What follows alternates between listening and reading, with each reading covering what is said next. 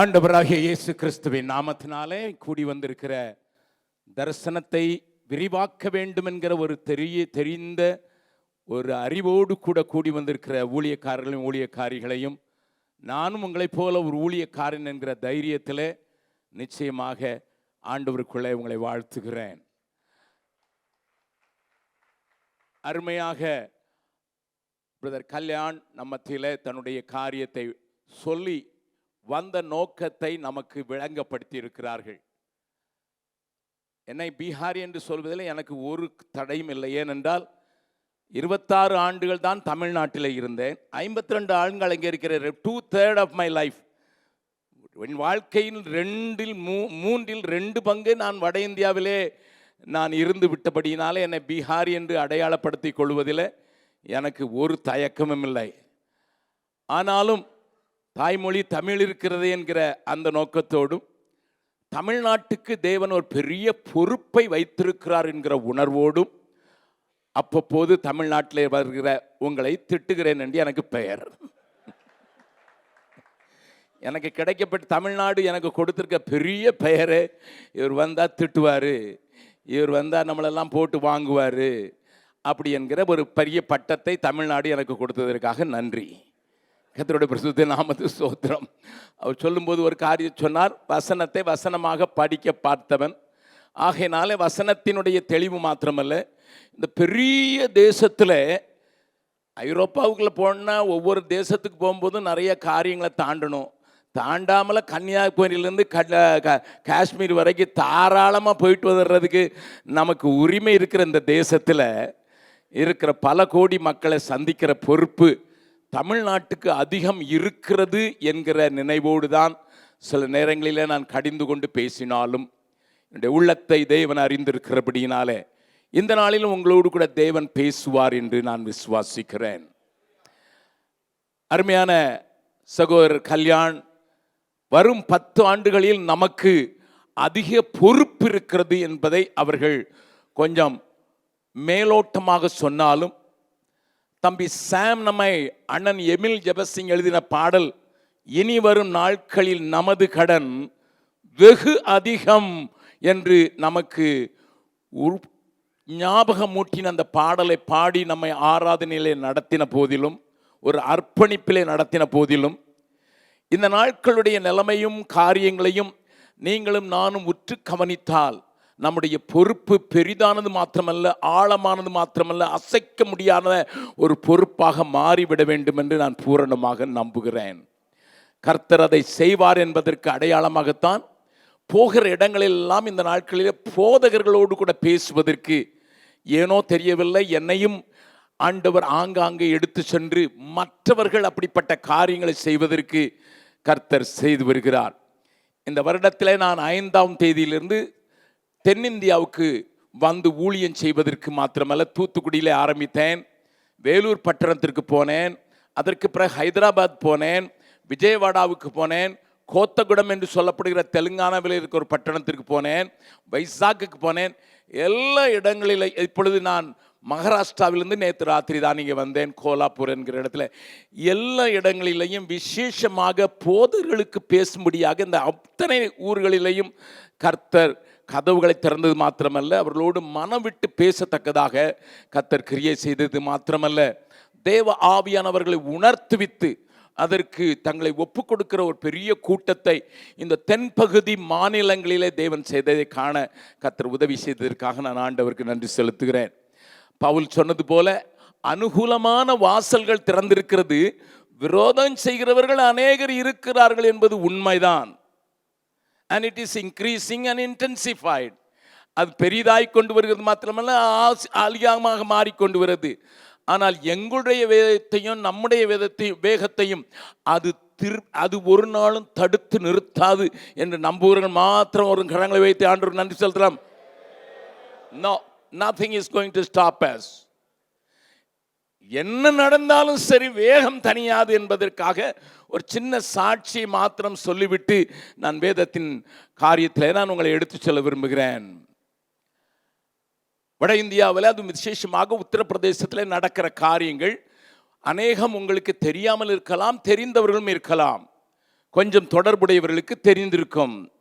கடந்த நவம்பர் மாதத்தில், அதாவது போன நவம்பர் மாதத்தில், கிட்டத்தட்ட 2.5 மாதம் ஆகிறது, திடீரென்று ஆராதனை நடத்தி கொண்டிருந்த இடத்திலிருந்து ஒரு மிஷினரியும் அவருடைய மகன் சின்ன பையன்தான், மகனும் ஒரு சகோதரியும் கூட 5 பேர், 4 முக்கியமான சர்ச் கவுன்சில் என்று நாங்கள் வைத்திருக்கிறபடினால சர்ச் கவுன்சில் உள்ளவர்களையும் போலீஸ் திடீரென்று முன்னறிவிப்பின்றி எதற்கு எடுத்துக்கொண்டு போகிறோம் என்று கொள்ள சொல்லாமல் ஆராதனையின் நடுவிலிருந்து எடுத்துக்கொண்டு போய் சிறையிலே அடைத்தார்கள்.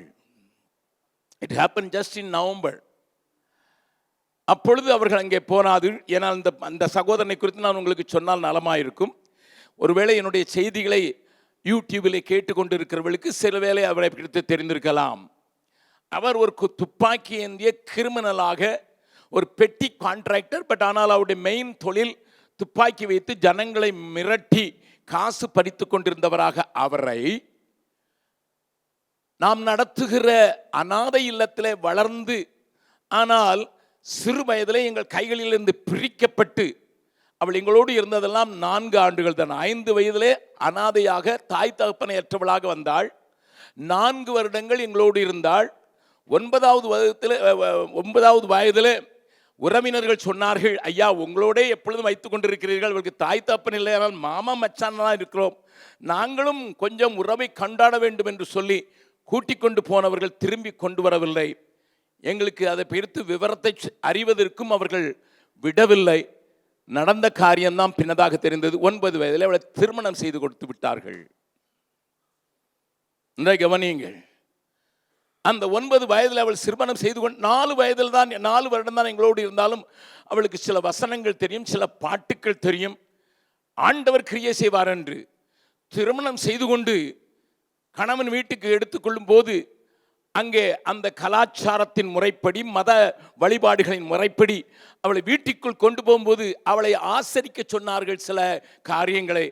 அவள் சொன்னால், நான் இயேசுவை தான் அறிவேன், மற்ற தெய்வங்களை அறிய மாட்டேன், வணங்கோ மாட்டேன் என்று சொன்னதினால அன்றைக்கே தன்னுடைய துப்பாக்கி அந்த இடத்திலேயே காட்டி வீட்டுக்கு ஓடு என்று அனுப்பிவிட்டான். அனுப்பிவிட்டு அவனுக்காக அவள் ஜெபிக்கத்தான் முடியும், அடித்து அனுப்பிவிட்டான்.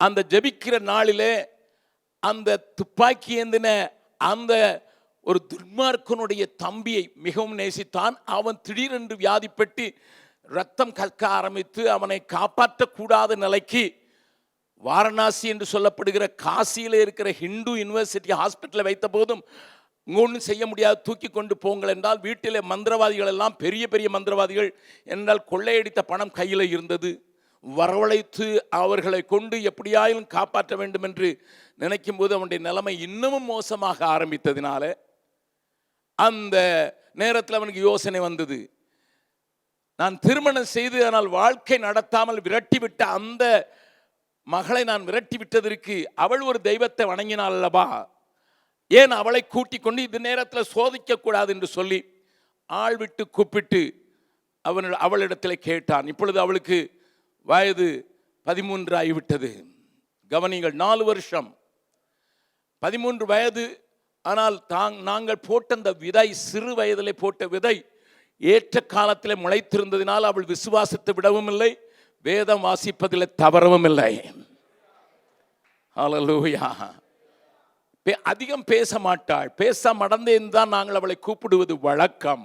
அப்படிப்பட்ட அந்த பெண் கூட்டிக் கொண்டு வந்து என் தம்பியை சுகமாக்கினால் உன் இயேசுவை நானும் பின்பற்றுகிறேன் என்று.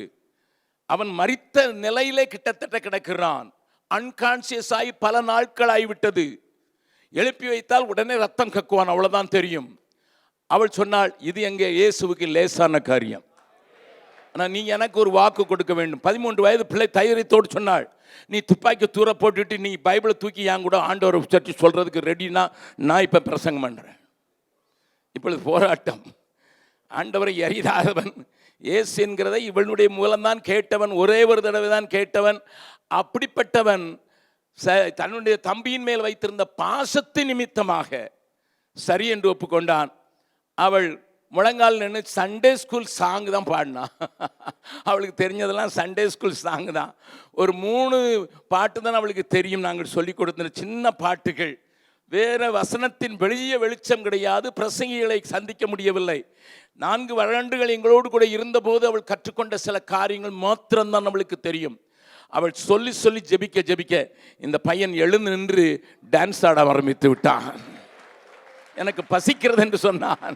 அதை கண்ட அவன் நடுநடுங்கி போனான். துப்பாக்கி தூரத்தில் ஓட போட்டு அவர்கள் 2 பேரும் வீட்டிலேயே, அது உத்தரப்பிரதேசத்தின் பார்டரில் இருந்த ஒரு வில்லேஜில், அது எங்கள் காதுகளுக்கு எட்டவும் இல்லை, அந்த இடத்துல அவர்களே 2 பேரும் சேர்ந்து வசனம் படிக்காமலே ஊழியத்தை ஆரம்பித்து விட்டார்கள். ஏராளமானவர்கள் தொடப்பட்டார்கள், சுகமானார்கள். இவளுக்கு தெரிந்ததெல்லாம் அந்த 2 பாட்டு தான். வானத்தை பாரு, பறவைகளை உண்டாக்கின ஆண்டவர் உன்னை உண்டாக்கிறார், உன்னை நேசிக்கிறார், இதெல்லாம் அவ்வளோ தெரியும். அதை வைத்தே அவர்கள் பிரசங்கம் பண்ணி ஜெபம் பண்ணி கூட்டம் நடத்தினாலும் நாங்கள் கேள்விப்பட்ட போது எங்கள் காதுக்கு வந்து விட்டது, இங்கே உங்களால் வளர்க்கப்பட்ட பிள்ளை பொழுது ஊழியக்காரியாகி விட்டாள் என்று. அவனை கொண்டு வந்து வேதாம கல்லூரியில் வேதம் படிக்க விட்டு ஒரு இடத்துல ஊழியத்திற்கு வைத்த போது அங்கே அவர்களை கொண்டு கர்த்தர் பெரிய காரியங்களை செய்தார். தேசத்தில் ஆண்டவர் கிரியை செய்கிறார் என்பதை மாத்திரம் பார்ப்ப நம்முடைய கண்கள் சத்துருடைய கிரியைகளை மாதிரி தான் பார்க்கும். நம்ம அதை பெருசாக பார்த்துட்டு இதை சிறுசாக பார்க்க பறிச்சிட்டோம். அதனால தான் நமக்குள்ள தைரியம் வர்றது கொஞ்சம் கஷ்டப்படுது. ஆண்டவர் தான் பெரிய காரியங்களை செய்து கொண்டிருக்கிறார். என்ன நடந்ததுன்னு சொல்கிறேன். ஒருவேளை இது பழைய சம்பவமாக நான் இப்பொழுது உள்ளதையும் சொல்கிறேன். அப்பொழுது உங்களுக்கு விளங்கிவிடும் கர்த்தர் கிரியை செய்யும்போது நான் என்ன செய்கிறேன்ங்கிறதான் நம்முடைய கேள்வி. நன்றை கவனியுங்கள்.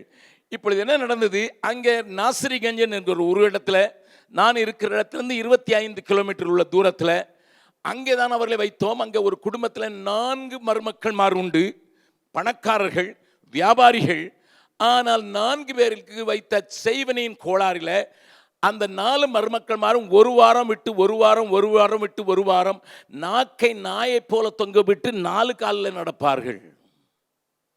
செய்வனுடைய பலாத்த ஆளுகை அவர்கள் மேலே இருந்தது.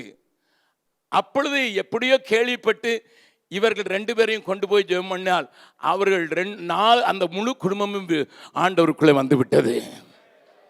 இன்றைக்கு அதில் ஒரு பெண், பூல் குமாரி என்று சொல்கிற ஒரு பெண், எல்லா இடத்துக்கும் தனியாகவே போய், அழகா இருப்பாள், பார்க்கிறதுக்கு நல்ல அழகான ஒரு பெண், தனியாகவே போய் அவளே சுவிசேஷம் அறிவிக்கிற ஒரு நல்ல ஊழியக்காரியாக அந்த குடும்பத்தில் இருந்து கொண்டே இருக்கிறாள்.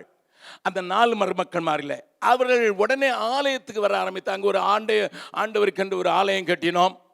அதை பார்த்த மற்ற ஜாதியினர், மாற்று மதத்தினவர்கள் ஆராதனை வேளையில் ஒரு வெடிகுண்டை நடுவில் போட்டார்கள். பாயிண்ட் பிளாங்கில் இவரை சுட்டார்கள். ஆனால் ஜனங்கள் காயப்பட்டார்கள்.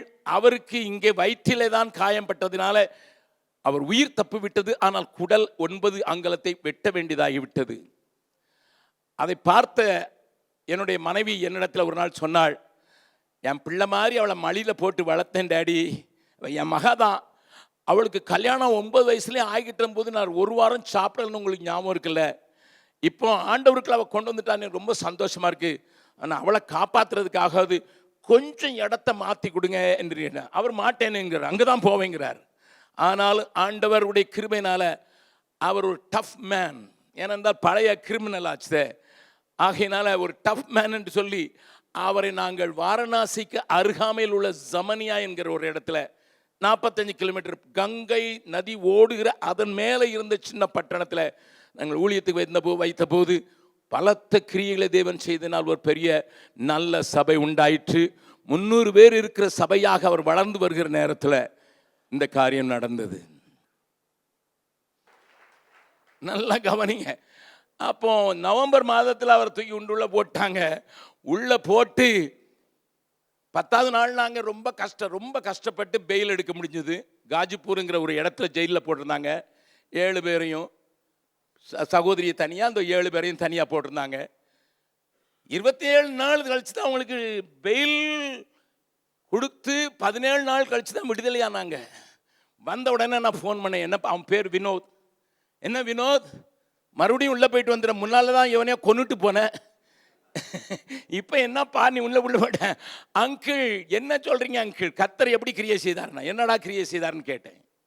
ஏன்னா எனக்கு மர்மம் தானே. நல்லா கவனிங்க.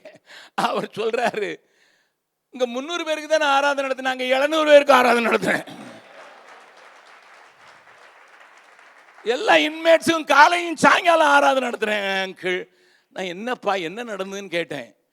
நாங்கள் உள்ளே போனோம்ல, அது சண்டே அங்கிள்.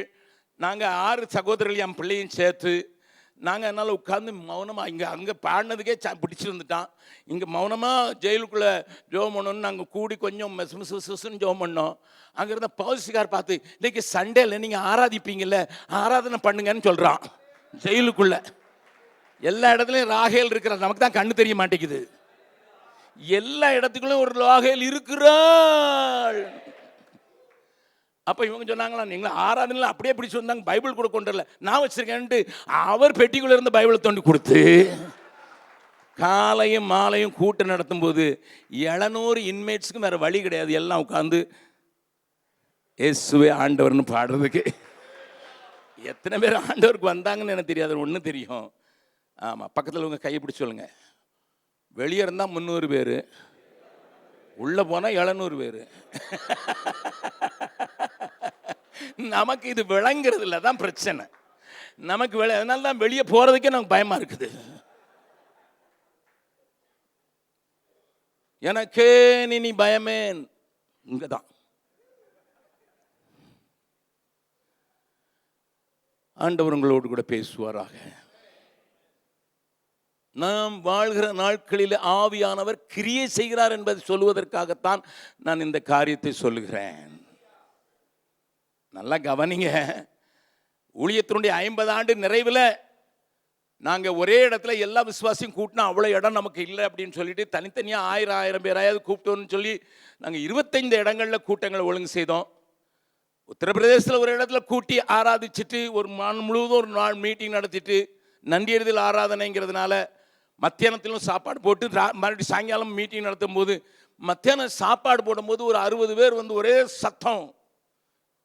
நமக்கு உத்தரப்பிரதேசத்தில் இருக்க ஒரு சின்ன கேம்பஸில் தான் நடத்தணும். ஒரே சத்தம். என்னையா அப்படின்னு கேட்டா, அவங்க மாட்டுக்கறி போடுறீங்க.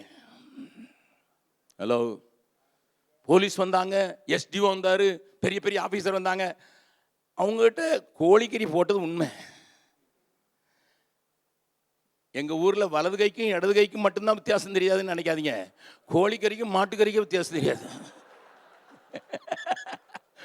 அதை ஒரு சின்ன பாத்திரத்தில் எடுத்துட்டு மதுராவில் இருக்கிற லேபரேட்டரி கொண்டு போவோம். அது செக் பண்ண பிறகு நாங்கள் சொல்கிறோம் அப்படின்னு சொல்லிட்டு எடுத்துகிட்டு போனாங்க. 1 வருஷமாக பார்க்குறோம், இன்னும் கோழியா மாடான்னு தெரில. ஒரு பக்கம் தமிழ்நாட்டு சயின்டிஸ்ட்லாம் சந்திரனுக்கு என்னத்தையும் அனுப்புகிறாங்கன்னு நம்ம தெரிஞ்சிருக்கோம். அதுக்கு யார் பேரை எடுத்துக்கிட்டாலும் சரி, அது 2வது. நம்ம ஆள் தான் அனுப்பிச்சு. ஆனால் எங்கள் ஊர் சயின்டிஸ்ட்டு, அங்கே இருக்கிற சயின்டிஸ்ட் மதுரா, ஏன்னா இருக்கிற இடம் சரியில்லை, மதுராவில் இருக்கிறவனுக்கு மாட்டுக்கறியா கோழிக்கறியான்னு கூட தெரியல. இன்னைக்கு வரைக்கும் செக் பண்ணிட்டு இருக்கான். நான் நினச்சேன், ஒருவேளை இவன் கண்களே அடைக்கப்பட்டு போச்சுதோ. My dear people of God, MLA பாட்டு எழுதினார், உறக்கம் தெளிவோம், உற்சாகம் கொள்வோம், அவர் படை ஜெயிக்க நம்மிடை கருத்து வேற்றுமையின்றி வாழ்வோம். இது ஜெயிக்கிற படை ஐயா, இது ஜெயிக்கிற படை. அவர் கிரியை செய்கிறாரு, நான் இணைந்து கொள்றேன், இவ்வளவுதான், நத்திங் எல்ஸ். அதனால தான் என் டிக்ஷனரியில் பயான்னு ஒரு வார்த்தை இல்லாமலே போயிடுச்சு. உம்மாலே ஒரு சேனைக்குள் பாய்வேன், தம்மாலே ஒரு மதிலை தாண்டுவேன். இதுதான் நம்ம பாடுற பாட்டு, படிக்கிற வசனம். தேவன் நமக்கு இருக்கிற தடைகளை உடைத்தெறியத்தக்கதாக தேவன் நமக்கு கொடுக்க கிருபை கொடுப்பாராக. நானும் பாஸ்டர் கல்யாண் மற்ற தேவனுடைய பிள்ளைகளும் இந்த கூட்டங்களை இப்படி செய்தால் நீங்கள் வருவீர்களா என்று கேட்டபோது நான் தைரியமாக வருவேன் என்று சொன்னேன். மற்றவர்களெல்லாம் நல்லாம சொன்னார்கள். ஆனாலும் ஆண்டவருடைய தரிசனத்தை கொஞ்சம் பகிர்ந்து கொள்வதில் எனக்கு தடை இருக்காது என்று சொல்லி தைரியமாகத்தான் வந்தேன். வந்து நான் நேற்றைய தினத்தில் 12 மணிக்கு ராத்திரியில் வந்தேன்.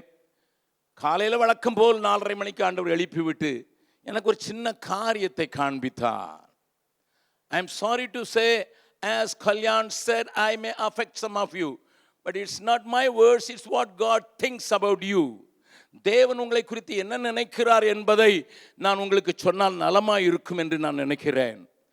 காலையில் நான் எழுந்து வழக்கம் போல 4:30 மணிக்கு எழும்புற வழக்கத்தை உடையவனாக இருந்தபடினால முழு நாளும் பிரயாணம் பண்ணி வந்திருந்தாலும் கரெக்டாக ஆண்டவர் எழுப்பி விட்டு டக்குன்னு ஒரு பிக்சரை எனக்கு காண்பித்தார்.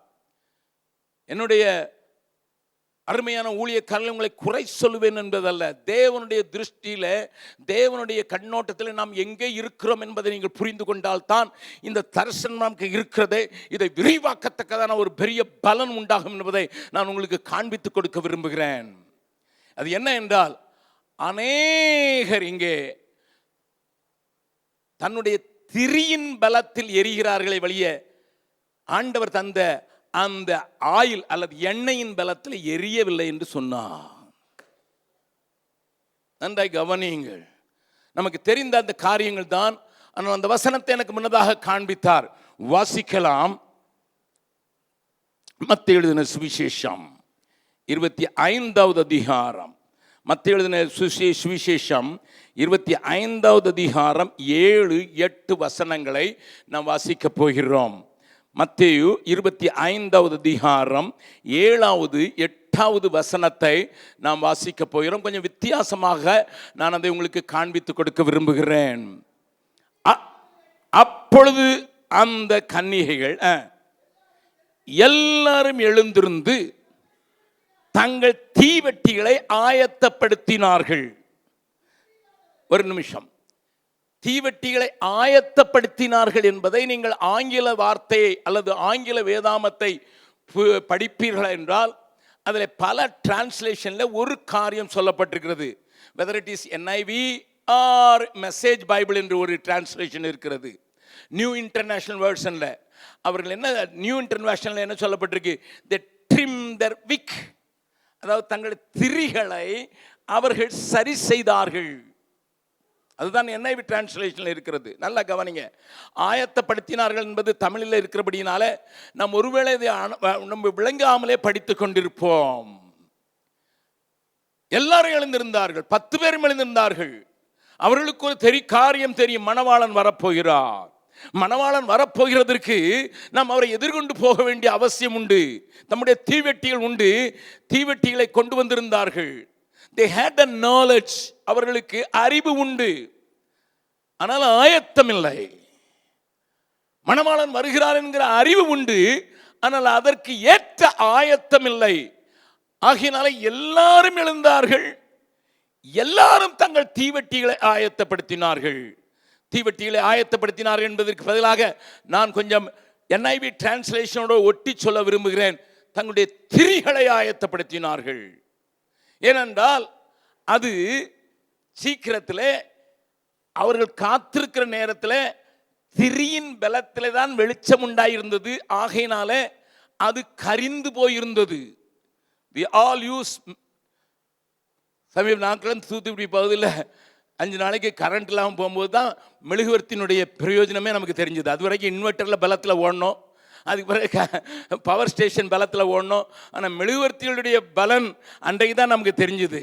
அது சென்னையாக இருக்கலாம் அல்லது இங்கே இருக்கலாம். கவனியுங்கள். அந்த திரியின் பலத்தில் எரிய ஒரு விளக்கு இருக்குமானால் திரி கரிந்து போய்விடும் என்பதை நீங்கள் அறிந்திருக்கிறீர்கள். நன்றாய் கவனியுங்கள். அந்த திரியினுடைய பலத்தில் எரிந்தால் அந்த திரி சீக்கிரத்தில் எரிந்து சாம்பலாகிவிடக்கூடியதானது என்பதை நீங்கள் அறிவீர்கள். எண்ணெயில் இருக்கிற தீவெட்டியில் இருக்கிற எண்ணெயை எடுத்துக்கொண்டு வருவதற்குத்தான் திரி கொடுக்கப்பட்டதே வழிய திரியின் பலத்தில் எரிவதற்கு அல்ல. early morning God showed me there are so many people, I call them, they know. அவர்களை நான் அழைத்தேன். அவர்களுக்கு தெரியும், அவர்களுக்கு தரிசனம் உண்டு, ஆனாலும் அவர்களுக்கு அறிவு உண்டு, ஆனாலும் அவர்கள் இதுவரைக்கு அநேகர் திரியினுடைய பலத்திலேயே எரிந்து கொண்டிருக்கிறார்கள். நன்றாய் கவனியுங்கள். எண்ணெயின் பலத்தில் அல்ல. அதனால்தான் 8வது வசனத்தை வாசித்து விடலாம். புத்தி இல்லாதவர்கள் புத்தியுள்ளவர்களை நோக்கி கொடுங்கள், எங்கள் தீவெட்டி தீவெட்டிகள் அணைந்து போகிறது. என்ன சொல்கிறார்கள்? the very purpose for which we have this lamp, எந்த நோக்கத்திற்காக இந்த விளக்கு எங்கள் கையில இருக்கிறதோ அந்த நோக்கத்தை நிறைவேற்றக்கூடாதபடி அணைந்து போகிறது. எந்த நோக்கத்தோடு கூட நாங்கள் ஏந்தி கொண்டு வந்தோமோ அதற்கு தேவையான எரிபொருள் இல்லாததினால அது அணைந்து போகிறது. நாங்கள் நினைத்தோம், திரியை ஏற்றி பார்த்தோம், நாங்கள் நடுராத்திரியிலே நாங்கள் அதை ஏற்றி பார்த்தோம், அது எரிகிறது கொஞ்ச நேரம், ஆனால் 2 நிமிஷம் எரிஞ்சிட்டு உடனே அணைஞ்சு போகுது. ஏன்னா எண்ணெய் இல்லை. It burns on the strength of the wick. பக்கத்தில் இருக்க கையை குடிச்சு மெல்ல கேளுங்க, நீங்க எந்த பலத்துல ஊழியம் செய்றீங்க கேளுங்க, கேட்டிருக்கேன். ஆமா, நிறைய பேர் திரியின் பலத்துல ஊழியம் செய்யறா. ஆண்டவர்கிட்ட நான் கேட்டேன், ஆண்டவரே திரியின் பலத்துல வேலை செய்யறாங்கன்னா என்ன நீங்க சொல்ல விரும்புறீங்கன்னு போது எனக்கு ஒரு சின்ன ஒரு உள்ளுதல் உண்டாச்சு. ஒன்று, சிலர் தங்களுடைய அறிவின் பலத்திலே ஊழியம் செய்கிறார்களாம். சில அறிவும் அனுபவத்தையும் சேர்த்துக் கொள்ளுங்கள். சிலர் தங்களுக்கு இயற்கையாகவே பிறக்கும் போதே இருந்த கிருபைகளின் அடிப்படையிலே ஊழியம் செய்கிறார்களாம். சிலர் மனிதரை சார்ந்து அவர்கள் ஊழியம் செய்ய. அந்த 3 திரி தான் முப்பொறி நூல் ஆராதனை சொல்ற மாதிரி நீங்க எந்த திரியும் பார்த்தாலும் சாதாரண 3 நூல்கள் அதில் இருக்கும். இந்த கால வேளையில ஆண்டவர் உங்களோடு கூட பேசுகிறார். நான் எந்த பலத்திலே ஊழியம் செய்கிறேன்? ஐயா, நான் உங்களுக்கு தைரியமாக சொல்ல முடியும், பெருமைக்காகலாம் நான் தைரியமா சொல்ல முடியும்.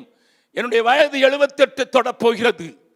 ஆனால் நான் நிற்பதும் நிர்மூலமாக இருப்பது கிருபை என்பது போல என்னுடைய ஊழியத்தினுடைய பலன், என்னுடைய சரீரத்தினுடைய பலன் கூட என்னுடைய திரியினால் உண்டானதல்ல, என்னுடைய எண்டையினால் உண்டானது.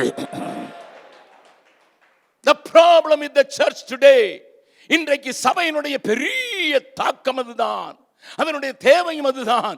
திரியின் பலத்திலே வாழ்ந்து கொண்டிருக்கிறோமோ? ஆகினால்தான் என் கையில் இருக்கிற பொருளை உபயோகப்படுத்த முடியவில்லை. அதனுடைய நோக்கம் சிதறடிக்கப்படுகிறது, அணைந்து போகிறது. இன்றைக்கு ஒரு தரிசனம் பெற்றேன், ஏதோ ஒரு கூட்டத்தில் சவால் பெற்றேன், ஆனால் என்னால் ஏற்ற வைக்க முடியவில்லை. Because there is no oil in me for that. The very purpose of Pentecost is not understood by me. எந்த நோக்கத்தோடு ஆவியானவர் எனக்கு தரப்பட்டாரோ சொல்லப்பட்டதல்லவா, ஆவியானவர் உங்களிடத்தில் வரும்போது நீங்கள் பலனடைந்து அந்த நோக்கத்தை எங்கேயோ தவற விட்டு விட்டோமோ? ஆண்டவர் சொன்னார், மாமிசமானதை தனக்கு பலமாக்கி கொண்டு. நமக்கு தெரிந்த வசனம் தான், வாசிக்கலாம். எரேமியா தீர்க்கதரிசியின் புஸ்தகம் 17வது அதிகாரம்.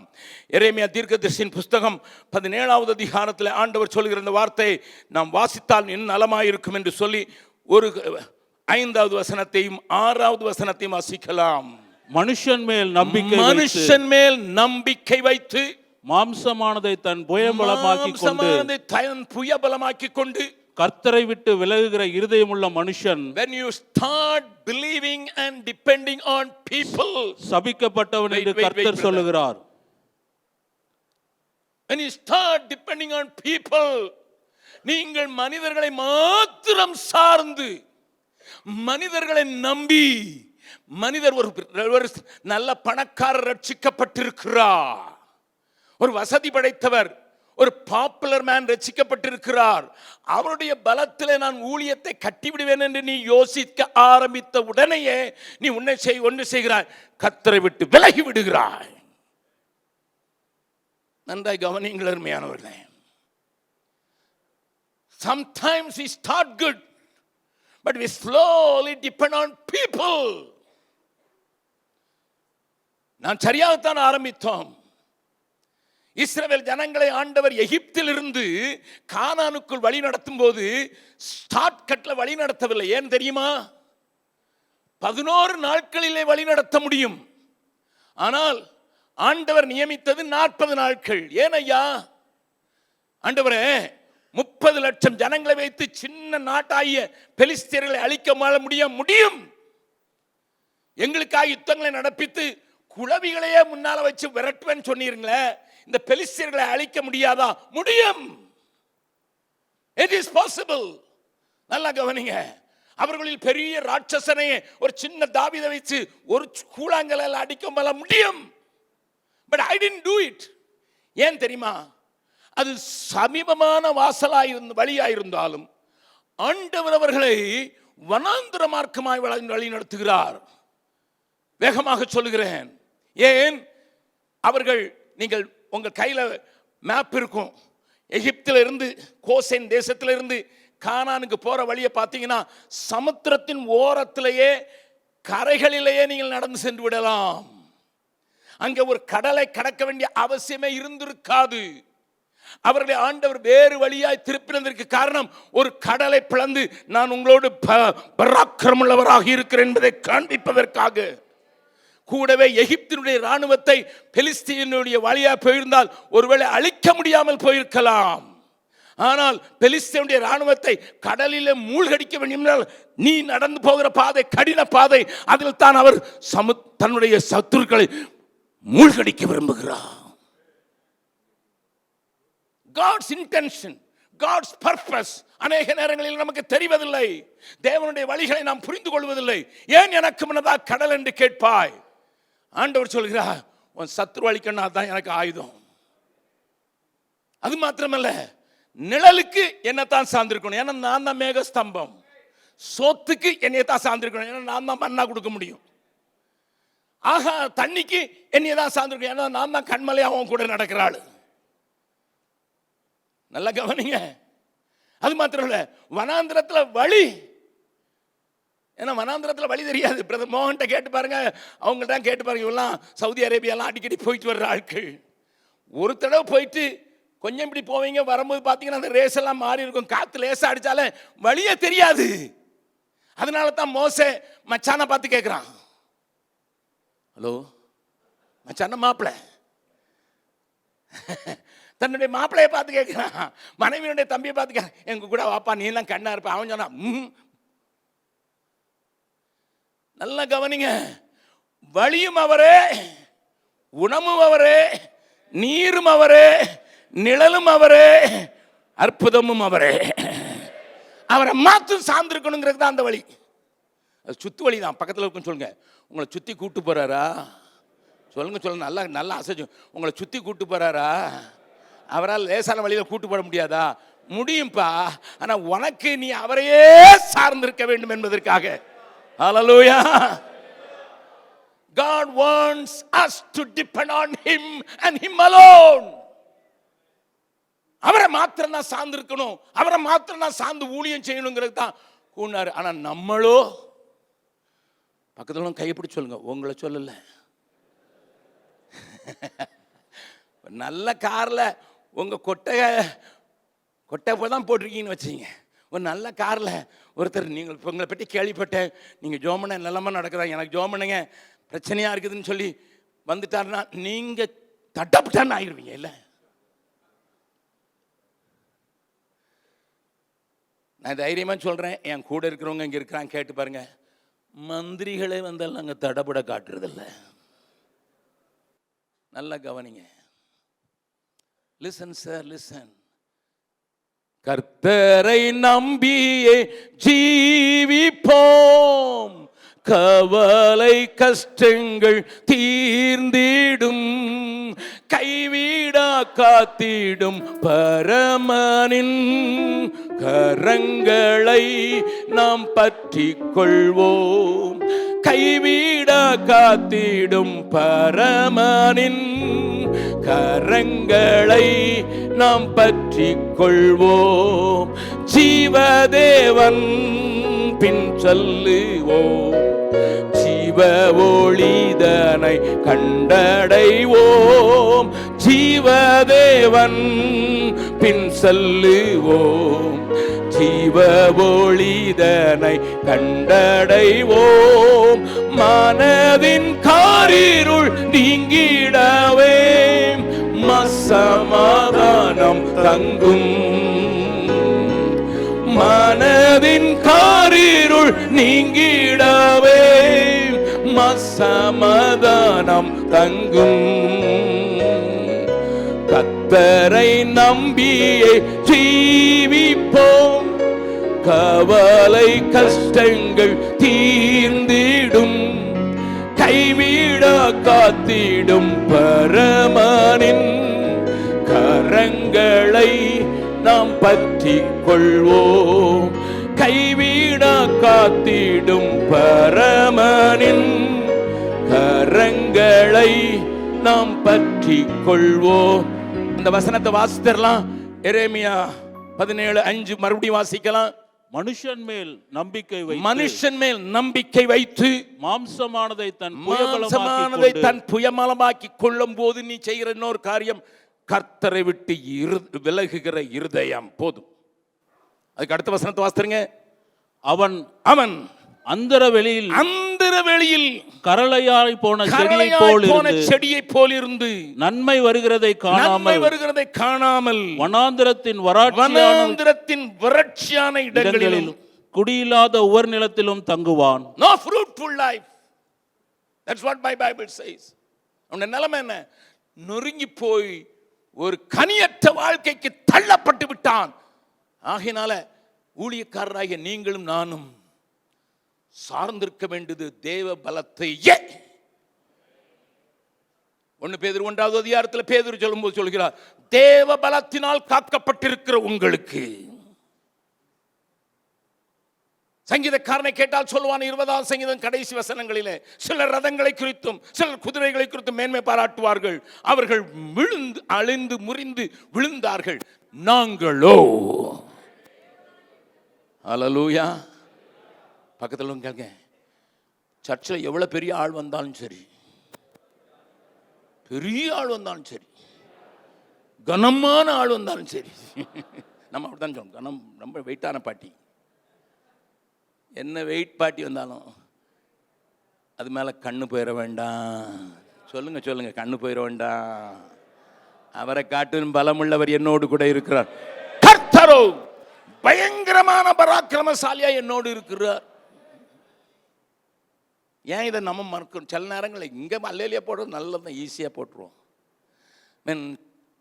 நம்மளை சுற்றி காரியங்கள் நடக்கும்போது அவருக்கு ஃபோன் பண்ணி, இவருக்கு ஃபோன் பண்ணி, அவருக்கு ஃபோன் பண்ணி, அந்த எம்எல்ஏ ஃபோன் பண்ணி, இந்த எம்பி ஃபோன் பண்ணி. No sir, I have a figure man. என்ன கேட்கிற அருமையானவர்களே, பீகார் போன்ற ஒரு ஒன்றும் நடக்கக்கூடாத ஒரு இடத்துல ஊழியம் செய்வதற்கு என்னை ஆண்டவர் கொண்டு போனதற்காக நான் நன்றி செலுத்துகிறேன். That makes me stronger and stronger. கர்த்தர் நம்மோடு கூட பேசுவாராக. 2வது, அறிவை மாத்திரம் சார்ந்திருக்கிறவர்கள் உண்டு. They know. They may be a big theologian. கிரேக்க மொழி தெரியும், எபிரேய மொழி தெரியும், லாட்டின் மொழி தெரியும். ஆனால் எல்லாம் 4 சுவருக்குள்ளே தான் இருக்குது. கல்யாணம் அழகா சொன்னார், வெறும் அந்நிய பாசைகள் பேசுவதற்கல்ல, பாசைகளை பேசுகிற உள்ளத்தில் போவதற்கு தேவன் நமக்கு அபிஷேகித்திருக்கிறார். Some people are depending on their knowledge alone. I am not going to elaborate because you are preachers. நீங்கெல்லாம் பிரசங்கியார்கள். இன்னொருத்தர் ஏற்கனவே சில திறமை ஆண்டவர் கொடுத்திருப்பார். பிறக்கும் போதே எல்லாருக்கும் திறமை கொடுத்திருக்கிறார். ஆமாம், பிறக்கும் போதே வாய்ஸ் அப்படியே குயில் மாதிரி இருக்கலாம், வாய்ஸ் அப்படியே அழகாக இருக்கலாம். அவங்கெல்லாம் என்ன பெரிய வரம் பெற்று இல்லைன்னா ஆவியானவரால் நடத்தப்பட்டு நிரப்பப்பட்டா கிடைச்சாங்க? இல்லை இல்லை இல்லை இல்லை இல்லை பிறக்கும்போது அவங்களுக்கு கொடுத்துட்டாரு. ஆமாம், எல்லாரும் உடனே எஸ்பி பாலசுப்ரமணியம் மாதிரி தான் நம்ம ஆட்கள் பாட ஆரம்பிச்சிடலாம். Yes, you have born with 1 talent or 2 talents or 5 talents. சிலருக்கு 5 கொடுத்துருக்காரு, சிலருக்கு 2 கொடுத்துருக்காரு. அவன் திறமைக்கு தக்கதாக தான் இருக்குது. அப்போ உங்களுக்குள்ள ஒரு திறமையை வச்சிருக்காரு. Carries a capacity already hidden in you. உனக்குள்ள ஏதோ ஒரு திறமை இருக்குது. ஒருவேளை உனக்கு தெரியுதோ இல்லையோ, உனக்குள்ள இருக்குது. சிலர் திறமைகளை நம்பி மாத்திரம். ஆண்டவனை காலையில் தெளிவாக காட்டினதுனால தான் சொல்றேன். அந்த முப்புரி நூலை காட்டி இந்த திரியின் பலத்தில் தான் நிறைய பேர் ஊழியத்தை செய்யணும்னு பார்க்குறாங்க. அவங்க எண்ணெயின் பலத்தில் அல்ல. யோசித்து பாருங்க. அதனால தான் அவங்க செய்யறதுக்காக நியமிக்கப்பட்ட காரியத்தை அவங்களால செய்ய முடியல. அணைஞ்சு போதே we started good things but it doesn't prosper.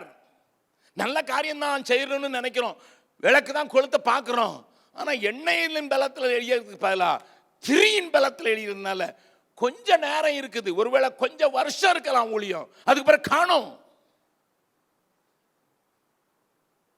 எதுல எரியறீங்க? நல்லா கவனிங்க. ஆண்டவர் நமக்குள்ள கிரியை செய்யும் போது ஆவியானவரை வெறும் பாஸ்டர் கல்யாணம் சொன்னது போல அந்நிய பாஷைக்கு மாத்திரம் அல்ல, அல்லது சில பிசாசு ஓட்டுறதுக்கு மாத்திரம் அல்ல, மாறாக தேவனுடைய ஆவியானவர் நம்மை வித்தியாசமாகவும் நடத்த முடியும். ஏனென்றால் ஆவியானவர் நமக்கு கொடுக்கப்பட்டது நம்முடைய தரிசனம் விரிவாகி விரிவாகி விரிவாகி எல்லைகளை கடந்து போக வேண்டும் என்பதற்காகவே. நம்புறவங்க மாத்திரம் ஒரு அல்லேலூயா சொல்லலாமா? நம்முடைய எல்லைகளை ஆண்டவர் கடக்க விரும்புகிறார். அதனால்தான் எருசலேமில் ஆரம்பிச்சு யூதேயால போய் அதுக்கு பிறகு சமாரியால போய் உலகத்தின் கடைசி பரியந்தம்னு சொல்லிட்டாரு. Your church, if it is filled with the Holy Spirit, then it must enlarge your territory, not only in the place but in the country, in the nation. இந்த தேசத்தில் நீங்க பரவித்தான் ஆகணும். ஒரு ஆவியான ஒரு கிரியை நம்ம எல்லாருக்கும் தெரியும், எல்லாருக்கும் தெரிஞ்சதுதான். அப்போஸ்தலர் 16வது அதிகாரத்தில் ஒரு பெரிய பிரச்சனைக்கு பிறகு வாசிக்கலாம், திருப்பிக் கொள்ளுங்கள். அப்போஸ்தலர் 16வது அதிகாரம், ஒரு டாக்ட்ரினல் இஷ்யூல பெரிய சண்டை நடக்குது. விருத்த சேதனம் உண்டா இல்லையா, விருத்த சேதனம் பண்ணணுமா இல்லையா, பிரஜாதிகளுக்கு பெரிய ஆர்குமெண்ட், பெரிய கான்ஃபரன்ஸ் டிசைடட். அதுக்கு பிறகு பவுலும் பர்னபாவும் இப்போ வந்துட்டாங்க, எருசலேமிலிருந்து அப்போஸ்தலரிடத்திலிருந்து லெட்டர் வாங்கிட்டு வந்துட்டாங்க. வந்தபடி அங்கே நடக்கிற ஒரு காரியம் என்ன நடக்குதுன்னு பாருங்க, வாசிக்கலாம். 4வது வசனத்திலிருந்து வாசிக்கலாம். அவர்கள் பட்டணங்கள் தோறும் போகையில் எருசலேமுக்கு அப்போஸ்தலராலும் மூப்பராலும் விதிக்கப்பட்ட சட்டங்களை கைக்கொள்ளும்படி அவர்களுக்கு ஒப்புவித்தார்கள். அதனாலே சபைகள் விசுவாசத்தில் ஸ்திரப்பட்டு நாளுக்கு நாள் பெருகின. நல்லா கவனிங்க, இது நம்ம எல்லாருக்கும் தெரிஞ்ச சம்பவம் தான். நான் அதிகமா நேரத்தை எடுக்க போகல, கொஞ்சம் வேகமா போறேன். அதுக்கு பிறகு பாத்தீங்கன்னா 6வது வசனம், அவர்கள் பிரிகியா கலாத்தியா நாடுகளை கடந்து வந்த போது ஆவியானவரால் தடை பண்ணப்பட்டு. 7வது வசனம், மீசியா தேசம் மட்டும் வந்து பித்தினியா நாட்டுக்கு போக பிரயத்தனம் பண்ணின போது ஆவியானவர் போக விட்டாதிருந்தார். 8வது வசனம், அப்பொழுது மீசியா பக்கமாய் போ துரோவாவுக்கு வந்தார்கள். அங்கே நீங்க மேப் வச்சு நீங்க பைபிளை படிச்சீங்கன்னா ஆக்ட்ஸ் ஆஃப் அப்போஸ்தலர் அல்லது அப்போஸ்தலர் நடபடிகளை உங்களுக்கு விளங்கும். இந்த நாடுகள்லாம் பவுல் இருந்த இடத்திலிருந்து முன்னாகவே சுவிசேஷம் சொல்லப்பட்ட இடங்கள், சபைகள் ஸ்தாபிக்கப்பட்ட இடங்கள். கிழக்கு பகுதி, மைனர் ஏசியா என்று சொல்லப்படுகிற அந்த பிராந்தியம். God wants to take a shift. அதை ஆங்கிலத்தில் சொல்றாங்க paradigm shift. ஆவியானவர் தான். நீங்க ஆவியானவரால் ஒழுங்கா நடத்தப்பட்டா அநேக நேரங்களில் பலப்படுத்தினவர்களையே பலப்படுத்தி கொண்டு இருக்க மாட்டீர்கள். ஆல்ரெடி சபைகள் விசுவாசத்தில் திறப்பட்டு நாளுக்கு நாள் பெருகின, அங்கேயே போய் மறுபடி அரைச்ச மாவை அரைக்கிறதுக்கு விரும்ப மாட்டார்கள். ஆவியானவர் நடத்தினார் என்றால் அதனுடைய காரியங்கள் வித்தியாசமாகவே இருக்கும். ஆண்டவர் அவளை ஐரோப்பாவுக்கு தள்ளுகிறார். ஆவியானவர் அனுபவிக்கிற கூட்டத்தில் பேசிக் கொண்டிருக்கிறேன். ஆவியானவருடைய பலத்தில் நடக்கிறதுக்கு கற்றுக்கொண்ட நான் பேசிக் கொண்டிருக்கிறேன். I am an Anglican inside, I am a Pentecostal outside. நீங்க நம்பினாலும் சரி நம்பாட்டாலும் சரி, I know what is the value of Anglican church, I know what is the experience of the Pentecostal church. அவர் ஒருவேளை பெந்தேகோஸ்தில ஊறி இருக்கலாம், நான் அப்படி ஊரல. என்ன ஊரை பண்ண ஆண்டவர் இப்படி ஊரை பண்ணார். அதனால தான் கொஞ்சம் கட்ட சிட்டங்கிட்டு அப்படி இந்த மிஷன் ஓட்டிக்கிட்டு இருக்குது. ஏன்னா மிஷினரிகள் வந்தார்கள், மிஷினரிங்க வந்தாங்க, ஊரை விட்டு நாட்டை விட்டு வந்தாங்க. அவங்க ஆங்கிலிக்கனாவோ இல்லைன்னா மெத்தடிஸ்டாவோ அல்லது லுத்ரனாக வந்தாங்க, ஊழியம் செஞ்சாங்க. நம்ம அவங்கள ஆவிங்க இல்லாதவங்கன்னு சொல்லுவோம், ஆனாலும் எப்படியோ செஞ்சாங்க. நம்ம ஆவி இல்லாத நம்ம ஒதுக்கிறோம். ஆவியில் அதனால தான் எம்எல் என்ன பாடினார், ஆவியில் என்று என்னை பலர் தள்ளினார் என்று. ஆமாம், அவங்க தான் இங்கே வந்து பெரிய பெரிய ஆலயங்களை கட்டினாங்க. அதுக்கு பிறகு இங்கே இருக்கிறவங்க கொஞ்சம் படிக்க ஆரம்பித்தோடனே கோயம்புத்தூருக்கோ திருப்பூருக்கோ ஈரோட்டுக்கோ சென்னைக்கோ போனாங்க. கொஞ்சம் வியாபாரம் இருந்தது. கடலை மிட்டாய்க்காரங்க பஞ்சாப் வரைக்கும் போயிட்டாங்க. ஹலோ பிரதர் மோகன் சிலாஸ் எனக்கு கடல் மிட்டாய் பிடிக்குன்னு என்னமோ தெரியல, என் ரூமில் வச்சிருக்கிறாரு. அவர் வச்சாரா? சரி சரி, யார் வச்சாலும் சரி. நல்லா கவனிங்க. லிசன் சார், கடலை மிட்டாய் கம்பெனி பரவி பரவி போன மாதிரி போனாங்க. அங்கே போனவொடனே அவங்க குடும்பம் பெருசு, ஒரு 4 பேர் அதுக்காக வேலைக்கு வந்தான். ஊரில் இருந்து கொண்டு போனாங்க.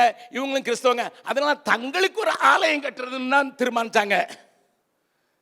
Displaced people because of the demands of the lifes. தங்களுடைய வாழ்க்கையினுடைய தேவை நிமித்தம் இடம் மாறி போனவர்கள் இப்படிப்பட்ட இடத்துக்கு போனாங்க. அங்கே ஒரு கோயிலை கட்டணும்னு பார்த்தாங்க. இங்கேருந்து போனதுனால அதனுடைய எல்லாம் இருந்தது அங்கே தான். அதனால அங்கேயும் கோபுரம் வந்துச்சு. எங்கள் மாமனார் வீடு பக்கத்தில் இருக்கிறதுனால தைரியமாக சொல்கிறேன். ஹலோ, நல்லா கவனிங்க. என் மாமனார் கட்டின கோபுரம் இருக்குது.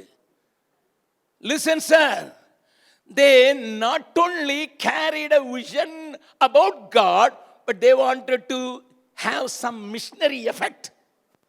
மிஷினரிக்கு வந்து நமக்கு கொடுத்தாங்க, நம்மளும் மிஷினரியாக்கி எதாவது செய்யணும்னு சொல்லி இங்கேருந்து போனவங்க 40% தான் எடுத்துகிட்டு போனாங்க. அசனத்தை எடுத்துகிட்டு போனாங்க, அர்ப்பின் பண்டிகை எடுத்துகிட்டு போனாங்க, எல்லாத்தையும் கொண்டு போனவங்க. 40% மிஷினரிகள் போட்ட விதையும் எடுத்துகிட்டு போனாங்க. அதனால அவங்களுக்குள்ள மிஷினரி தரிசனம் இருந்தது. அதில் சிலருக்கு அந்த ஆவிக்குரிய ஆராதனை சரியா இல்லை, அது பிடிக்காதவங்க கொஞ்சம் வெளியே போனாங்க. அவங்களுக்கு ஒரு வேளை ஆவியானோடைய விசிட்டேஷன் மேனிஃபெஸ்டேஷன் மேலே ரொம்ப நம்பிக்கை இருந்ததுனால அங்கே போனோடனே அவங்க வெளியே போனாங்க. 40% போயிடுச்சு.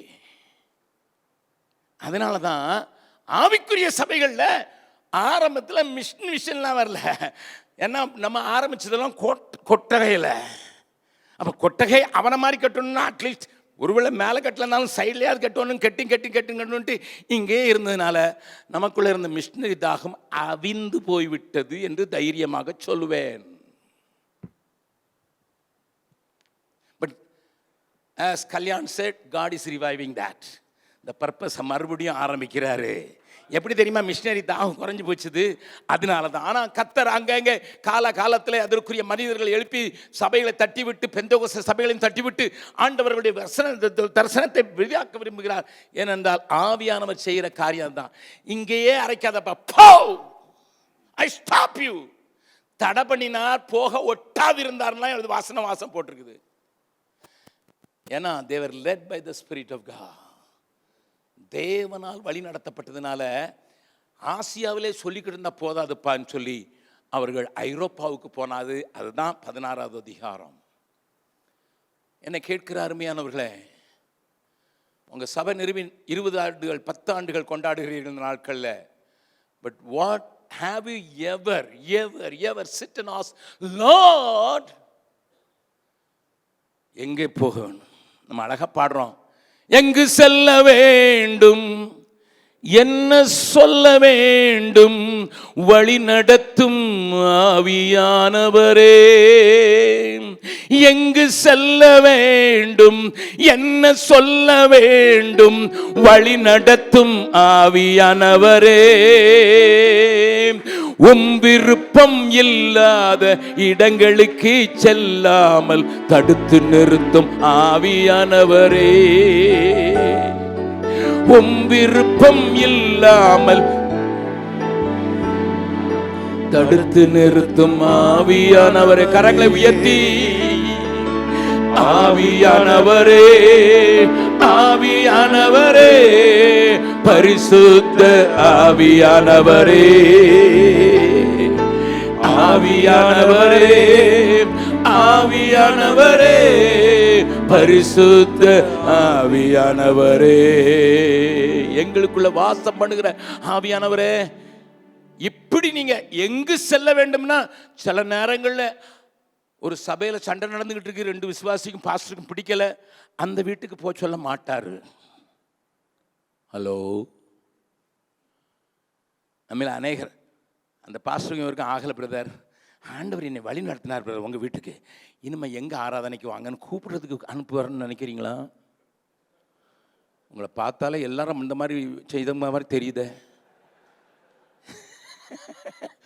Most of the time the Spirit of God led us to such families only. அப்படியா? அப்படி அல்ல ஐயா. When he leads, ஆவியானவரை நடத்துவார் என்றால் அறியப்படாத பகுதிகள் இன்னும் இருக்கிறது. Come on Paul, I need you for Europe. இந்த பக்கத்துல இருந்து கிழக்கு பக்கத்துல இருந்து மேற்கு பக்கத்துக்கு தள்ளி விட்டார். நல்ல கவனிங்க அருமையானவர்களே. ஆவியாளர் நடத்தப்படுகிறவர்கள் தான் தேவனுடைய புத்திரர்களாக இருக்கிறார். ரோமர் 1:14 சொல்லுது. 8:14 8:16 சொல்லுது தேவனுடைய பிள்ளைகளாக இருக்கிறோம் என்று ஆவியானவர் சாட்சி கொடுக்கிறார். We are all children, but if we are led by the Spirit of God, you become a son.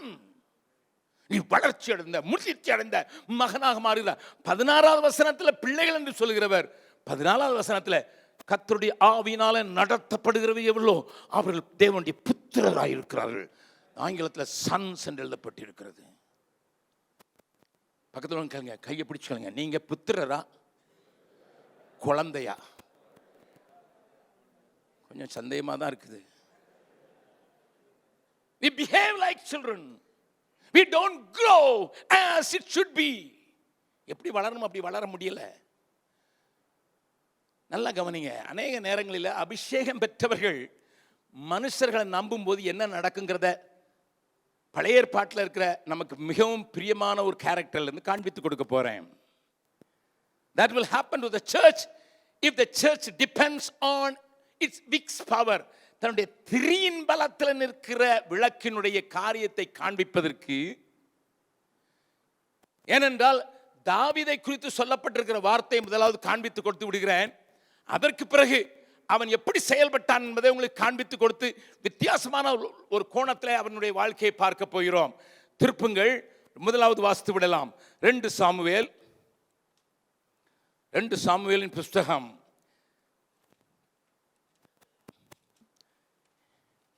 21வது அதிகாரம். 2 சாமுவேலின் புஸ்தகம் 21வது அதிகாரம். தாவீதுக்கு கொடுக்கப்பட்ட ஒரு காரியத்தை பாருங்கள், பெயரை பாருங்கள். 17வது 16 17 வாசிக்கலாம், பொழுதும் விளங்கும். அப்பொழுது 300 சேக்கல் நிறை வெண்கலமான ஈட்டியை பிடிக்கிறவனும் புது பட்டயத்தை அறையிலே கட்டிக்கொண்டு ஒரு பெனோப் என்னும் ராட்சச புத்திரில் ஒருவன் தாவீதை வெட்ட வேண்டும் என்று இருந்தான். ஆமா, சரியா? ஒருத்தன் ராட்சசன், விடப்பட்ட ராட்சசன் தாவீதை கொன்றணும். அதுலதான் அவனுடைய கண்கள் இருந்தது. உடனே கிரியை செய்கிற காரியத்தை பாருங்கள். 17வது செரியாவின் குமாரனாய் அபிசாய் ராஜாவுக்கு உதவியாக வந்து பெலிஸ்தனை வெட்டி கொன்று போட்டான். தலைவனை பார்க்கிறதுக்கு உங்களுக்கு மாடலா இருக்கிற, உங்களை வழி நடத்துகிற, அவர்களை பாதுகாப்பதற்கு தேவன் உங்களுக்கு இப்படிப்பட்ட அபிஷேகத்தை தருவாராக. அபிஷாயினுடைய அபிஷேகத்தை. நம்ம தலைவனை கொல்றதுல ரெடியா இருப்போம். பக்கத்தில் கைப்பிடி சொல்லுங்க, உங்களை சொல்லல. தலைவனையே போட்டு தள்ளுறதுக்கு ஆட்கள் எப்பவுமே ரெடியா தான் இருப்பான். ஆனா அபிஷாய் இருக்கிறான் ஐயா, ஒரு அபிஷாய் இருக்கிறான். நான் வெட்டுப்பட்டாலும் பரவாயில்லை, என் தலைவன் வெட்டப்படக்கூடாது. அவன் சொன்னது காரியம் பாருங்க, வாசிக்கலாம்.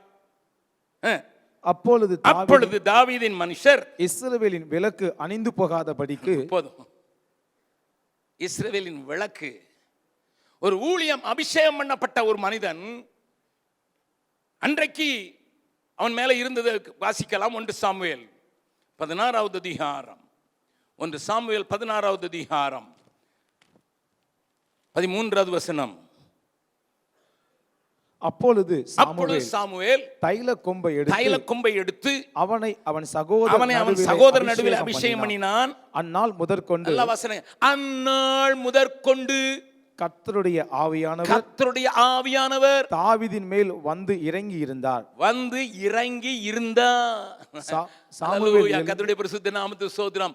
and அங்க எழுதப்பட்டிருக்கிறது, from that day onwards the spirit of the Lord came upon David and there அப்ப நீங்க உங்க ஊர்ல, உங்க கிராமத்துல, நீங்க ஊழியம் செய்கிற பகுதிகளில் ஒரு அபிஷேகம் பண்ணப்பட்ட ஒரு மனிதனாக வைக்கப்பட்டிருப்பீர்கள் என்றால், உங்கள் மேல இருக்கிற ஆவியானவர் உங்களை அந்த பகுதிகளுக்கு விளக்காக மாற்றுகிறார். இஸ்ரவேலின் விளக்கு தாவீது, அதான் டைட்டில். நல்ல கவனிங்க. இஸ்ரவேலின் விளக்கு அணைக்கிறதுக்கு ட்ரை பண்ணாங்க. அதுக்கு நான் பேச போல. It's a big subject. இந்த விளக்காக நீங்கள் இருக்கிற அந்த தாவீது, இஸ்ரவேலுக்கு விளக்காக அபிஷேகம் பண்ணப்பட்ட அந்த தாவீது நம்மளை போல மனுஷன்தான். அவன் திடீர்னுட்டு ஒரு நாள் அந்த அபிஷேகத்தின் மேல் சாராமல் ஆட்கள் மேல சார ஆரம்பித்தான் என்பதை தான் நான் உங்களுக்கு காட்டி கொடுக்க போறேன். ஆட்கள் மேல சாரும் போது என்ன நடக்குங்கிறத நான் காட்டி கொடுக்க விரும்புறேன். மனிதர்கள் மேல சாரும் போது நீங்களும் உங்களுடைய ஊழியமும் எப்படி ஆகும் என்பதை காண்பித்துக் கொடுக்கிறேன். அப்படி சாராமல் கர்த்தரின் பலத்தில் சார்ந்தால் கர்த்தர் உங்களை தள்ளிக்கொண்டு உங்களுடைய எல்லைகளை பெரிதாக்கி கொண்டு உங்களுடைய தரிசனத்தை தூரப்படுத்தி கொண்டு கண்களை ஏறெடுத்து பாருங்கள் என்கிற சத்தம் உங்களுக்கு கேட்டுக்கொண்டே இருக்கும். நமக்கு எல்லாருக்கும் தெரியும், 16வது அதிகாரத்தில் வாசித்தோம். கர்த்தருடைய ஆவியானவரால் நடத்தப்பட்ட மனிதன் 17வது அதிகாரத்தில் ராட்சசனை கொல்லுகிறான். இது எல்லாரும் பிரசங்கிக்கிற காரியம், நான் அதை சொல்ல தேவையில்லை. பட் 18 சாப்டர் வருது, அங்கதான் ஆரம்பிக்குது. என்ன ஆரம்பிக்குது? ராஜாவுக்கு பொறாமை வர ஆரம்பிக்கிறது, சவுலுக்கு பொறாமை வர ஆரம்பிக்கிறது. ஒரே ஒரு வார்த்தை தான் மாத்தி விட்டுடுச்சு, அதுதான் பொறாமைக்கு காரணம். அந்த ஸ்திரீகள் என்ன பாடுனாங்க? சவுல் கொண்டது 1000.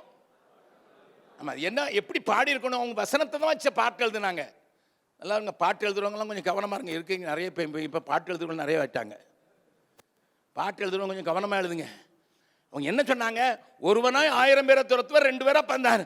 முதல்ல சவுல் 1000 பேரை கொண்டாரு. அது அப்படித்தான் வரணும்.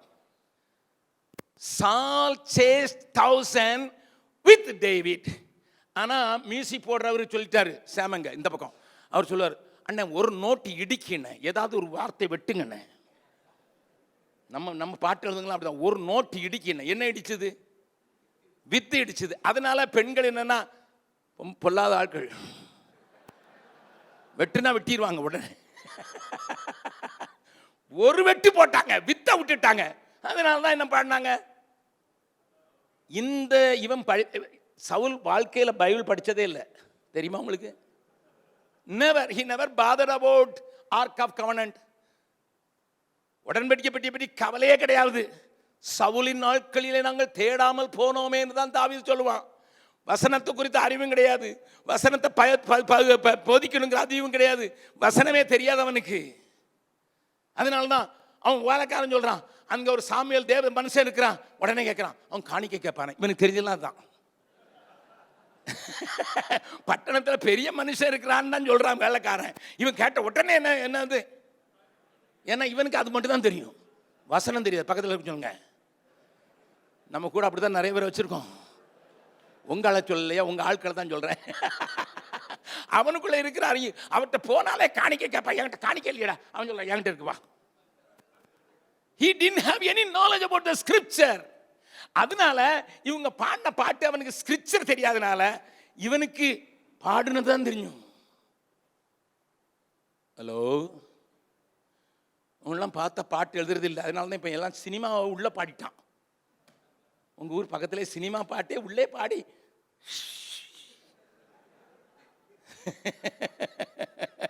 ஏன்னா நம்ம எழுதுற பாட்டு சரியில்லையா. அவர் எம்ஜிஆர் காலத்தில் பாடின பாட்டு தான் சரியா இருக்கான். யாரை சொல்றேன்னு உங்களுக்கு தெரியுது பார்த்தீங்களா? Listen sir, listen. வசனம் தெரியாதனால பாட்டை தப்பா நினைச்சதுனால இவனுக்குள்ள இப்ப பொறாமை ஆவி வந்துருச்சு. பக்கத்தில் சொல்லுங்க, சபையில் வசனத்தை போதிங்க. வெட்டி கட்டி கட் பண்ணி இது எடிட் பண்ணிலாம் உங்களை போதிக்க சொல்ல. வசனமா போதிங்க ஐயா. நீங்க வசனமா போதிக்காட்டா உங்க சபைக்குள்ள ஒரே பொறாமை, ஒரே கொலை முயற்சி, இதெல்லாம் நடக்கும். கொஞ்சம் பேருக்கு விளங்கிட்டு, எங்க சபையை பற்றி இவருக்கு யார் சொன்னது? நீங்க வருவீங்கன்னு எனக்கு தெரியாத. சார் லிசன், அன்னைக்கு இதுவரைக்கும் தேவனுடைய நாமத்தை, கர்த்தருடைய நாமத்துல வர்றன்னுட்டு ராட்சசனுக்கு முன்னால போனவன் இப்ப மெல்ல ஒன்னு யோசிக்க ஆரம்பிக்கிறதான். நான் தாவீதை வித்தியாசம் பார்த்து காட்டி கொடுக்க போறேன். லிசன், இப்ப அடுத்தால ட்ராப் பண்ணணும்னு பார்க்கறான் சவுல். இவனை கண்ணில மாட்டி வைக்கணும். என்னடா கண்ணில மாட்டி வைக்கணும்? என் மகளை தாரேன்னு சொன்னான். உடனே ராஜாவுக்கு மருமகனாருது மாத்திரம் உள்ள ஆசை இருக்குது. இருந்தாலும் நான் ராஜாவுக்கு எப்படி மருமகனாருது? சரி, சவுலுக்கு உடனே இதெல்லாம் நான் கொஞ்சம் வேகமாக போறேன், ஏன்னா நீங்க வசனம் தெரிஞ்சவங்க. உடனே தெரியுது, ரெண்டாவது பொண்ணு இருக்காள, ராத்திரி பகலும் டேவிட் ஃபேஸ்புக்கே தான் பார்த்துக்கிட்டு இருக்கா. எப்பவும் அவளுக்கு டேவிட்டுடைய ஃபேஸ் தான் முன்னாலே வருது. அப்படியா? நல்ல சான்ஸ் பிடிட்டா. 100 பெலிஸ்தியனுடைய நுனித்தோலை கொண்டு வா. கொல்லாம எடுக்க முடியாதுல்ல. நுனித்தோலை வெட்டுறதுனா சாதாரண இல்லையா? அவனை கொண்டாதான கொண்டு வரணும். அப்ப பெலிஸ்தியன் கையில் உள்ளட்டுன்ட்டு. ஆனா தாவீது பார்த்தான், அபிஷேகத்தில் ஒன்னெல்லாம் கொன்னேன், இப்ப அவளுக்காக 200 கொல்லுவேன். ஹலோ, பக்கத்தில் உங்களை கதை தான் சொல்றாங்க. அபிஷேகத்தில் கொல்றது ஒரு ஆளு, ஆனா அவளுக்காக நீங்க என்ன வேணாலும் போட்டுங்க உங்க பேரை, உங்களுக்கு தெரிஞ்ச பேரை போட்டு அவளுக்காக 200 பேரை கொண்டு வச்சுட்டான். சரி, மாட்டல. நீங்க அடுத்த அதிகாரத்தை படிச்சு பார்த்தீங்கன்னா 19 முதல் வசனமே ஆரம்பிக்குது, தாவீதை கொன்று போடும்படிக்கு. It starts with that. நல்லா கவனிங்க. இப்ப தாவீதுக்கு என்ன செஞ்சிருக்கணும்? கர்த்தாவே என் பலனே என்று தானே சொல்லியிருக்கணும். நம்ம மெல்ல போய் ஒரு காரியம் செய்யலாம். My best friend, close friend Jonathan இருக்கான். மெல்ல காதல போட்டு வைப்போம். அப்பாவுக்கு ரொம்ப க்ளோஸு, அதனால அவன்கிட்ட காதல போடுவோம். என்ன போடுவோம்?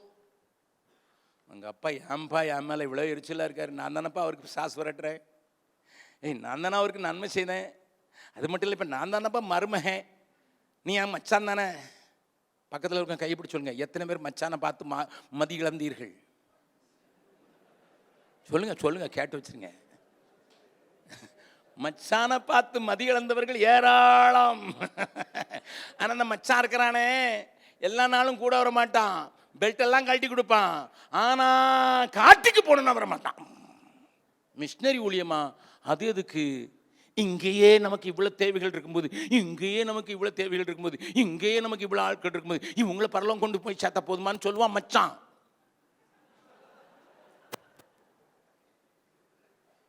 காட்டுக்கு வராட்டான். தாவீதே நீ காட்டுக்கு போ, நான் அரண்மனைக்கு தான் போகணும். ஏன்னா I cannot live a comfortable zone. Comfort ஜோனை என்னால் விட முடியாதுப்பா. நல்லா கவனிங்க, யோனத்தான் நல்ல மனுஷன்தான், ஆனால் வசதி குறையினா அது நீரே பார்த்துக்கிடும் டாவிட், நீரே பார்த்துக்கிடும். பெஞ்சாதியையோ இன்னும் நம்ப முடியாது. ஏன்னு நான் சொல்றேன்னு கேளுங்க. மீகாள் லவ் மேரேஜ் தான் பண்ணா. மீகாளை தாவீது நேசிக்கல, தாவீதை தான் மீகாள் நேசிச்சா. அதனால தான் பண்ணிட்டு மாட்டிக்கிட்டான். இப்போ மாட்டிக்கிட்டவனை அவன் கொல்ல போடணும்னு ஒன்று தப்புச்சா, ஜன்னலை திறந்து ஓடி போயிரு, எங்கள் அப்பா கொன்றுவாருன்னு சொன்னான். அந்த மீகாள் சேவகர்கள் வரும்போது எங்கள் அப்பாட்ட என்னை முதல்ல கூட்டு போங்கடான்னு சொன்னாலா? நல்ல மகளாக இருந்தா என்ன சொல்லுவா? எங்கள் அப்பாட்ட கூட்டு போ. நான் அப்பாட்ட நான் மீகாளாக இருந்தா என்ன செஞ்சிருப்பேன் தெரியுமா? அப்பா முன்னால போய் நின்று, யோ புத்தி இருக்காயா, என்னைய விதவையாக்குறதுக்கு ஒரு மருமகனை கொல்ல பார்க்குறீங்க, நான் விதவையா இருக்கிற உங்களுக்கு நல்லா இருக்கா? அப்படித்தானே கேட்டிருப்பா. என்னைக்காவது அப்பாட்ட போய் பேசினாளா? நோ. அதனால தான் 1 சாமுவேல் 25 கடைசியில் பல்திக்கு கொடுத்துட்டாங்க. 1 சாமுவேல் 25 வாசியும் பார்க்கலாம். 25 கடைசி வசனம். சவுல் தாவீதின் மனைவியாகிய மீகாள் என்னும் தன் குமார்த்தியை காலிம் ஊரானாகிய லாயிசின் குமாரனான பல்திக்கு கொடுத்திருந்தான். இவன் பல்தி யார் தெரியுமா? இவன் பொம்பளைக்கு இருக்கேன். ஹலோ, நான் கொஞ்சம் பலத்த வார்த்தைகளை தான் யூஸ் பண்ணுறேன். ஏன்னா அப்னேர்ட்ட சொல்லுவான் தாவீது, நான் விருத்த சேதனால சம்பாதிச்சு 200 பேரை கொன்று சம்பாதிச்சு என் மனைவியை கூப்பிட்டு வந்தா தான் நீ என் கூட சமாதானம் பண்ணலான்னா, அப்னேரு அவளை கூட்டிகிட்டு வர்றான். கூட்டிகிட்டு வரும்போது நீங்கள் பைபிள் படிச்சிருக்கீங்களே? பைபிள் ஸ்கூலில் போனால் இதெல்லாம் படிக்க மாட்டீங்க, இது பைபிள் படிக்கணும். நல்லா கவனிங்க. ஆமாம், அந்த பல்திக்கு இவன் மகனவியா இருக்கனால அந்த அப்னேர் ஏய் வானோன்னு இவன் மீகாலம்மா வாரா. பழைய பணம் நம்பர் 1ட்ட நம்பர் 2ட்ட இருந்து நம்பர் 1ட்ட. இந்த அம்மாவுக்கு என்ன அர்த்தம்? எங்க இருந்தாலும் சரிதான், எவனாவது புருஷன் இருந்தா சரிதான். கூட்டிட்டு வரும்போது பல்தி பின்னால அழுது கொண்டே வந்தானா. யார் அழணும்? யார் அழுது இருக்கணும்? மீகால் தானே அழுது இருக்கணும். ஐயோ அப்பந்தான் அவன் தான் நாடோடியா திடீரானு எங்க அப்பா இவனுக்கு கொடுத்தாரு, இவனையும் விட்டு நீ பிரிக்கிறீன்னு மீகால் அழுதல. அழுதது யாரு? அவனுக்கு தான் பஞ்சாதி பைத்தியம் அழுது. அப்னேர் கொஞ்சம் பலத்தமா வீட்டுக்கு போயிட்டான் சத்தாட்டாம. மனைவியும் நம்ப முடியாது, மச்சானையும் நம்ப முடியாது. அதனால தான் மீகால ஆண்டவர் எழுதிட்டாரு, உன் மடியில் படுத்துக் கொள்கிறேன் நம்பாதே.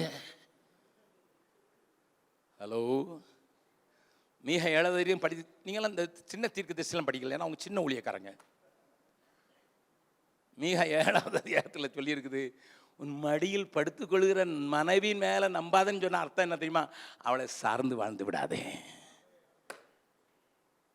நான் தைரியமாக சொல்ல முடியும், என்னுடைய மக்கள்லாம் தெரிவாங்க, என் மனைவிக்கு இப்போ ஒன்றுமே செய்ய முடியாது. She is on the bed totally.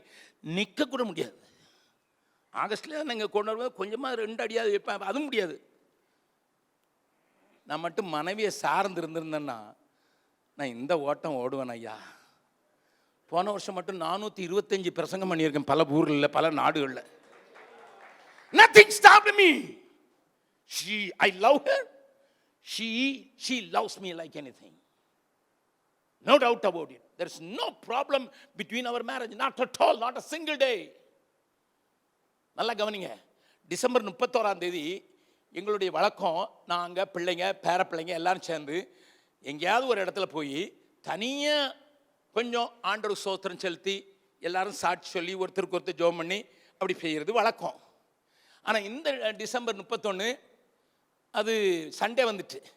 Sunday வந்ததுனால காலையில் ஆராதனை முடித்த பிறகு 11 மணிக்கு மனைவியை தூக்கி வண்டிக்குள்ளே வச்சு பிள்ளைங்களும் நாங்களும் பக்கத்தில் இருக்கிற ஒரு பார்க்கில் போய், அது பூட்டப்பட்டிருந்த பார்க்கை திறக்க சொல்லி உள்ளே போய் நாங்கள் ஒரு பெரிய ஷீட்டை விரித்து அதில் உட்காந்து கொஞ்ச நேரம் பிள்ளைங்க விளையாடினாங்க. அதுக்கு பிறகு எல்லாரையும் கூட்டி வச்சு சாப்பிட்றதுக்கு முன்னால் நான் வழக்கத்தின்படி 3 காரியத்தை கேட்டேன் அவர்களுக்கு. நம்பர் 1, 2023 உன்னை அதிசயிக்க பண்ண ஏதாவது ஒரு காரியம் உண்டு. 5 வயசு பேரனும் இருந்தான். 5 வயசுலேருந்து நான் 77 வயசுக்காரன் வரைக்கும் நாங்கள் எல்லாரும் சொல்லணும், உன்னை 2023 அதிசய காரியம் என்ன, அதிசயிக்க பண்ண காரியம் என்ன? ஓகே.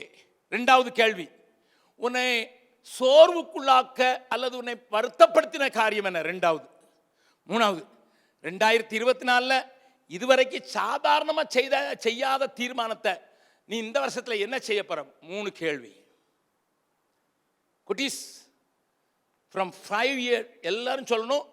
அப்படி யாராவது சோறு உண்டாக்குன காரியம்னா அந்த குட்டி பிள்ளையும் போய் இன்னொருத்த மேலே கை வச்சு ஜெபம் பண்ணு, வாயை திறந்து எல்லாரோட சேர்ந்து ஜெபம் பண்ணும்.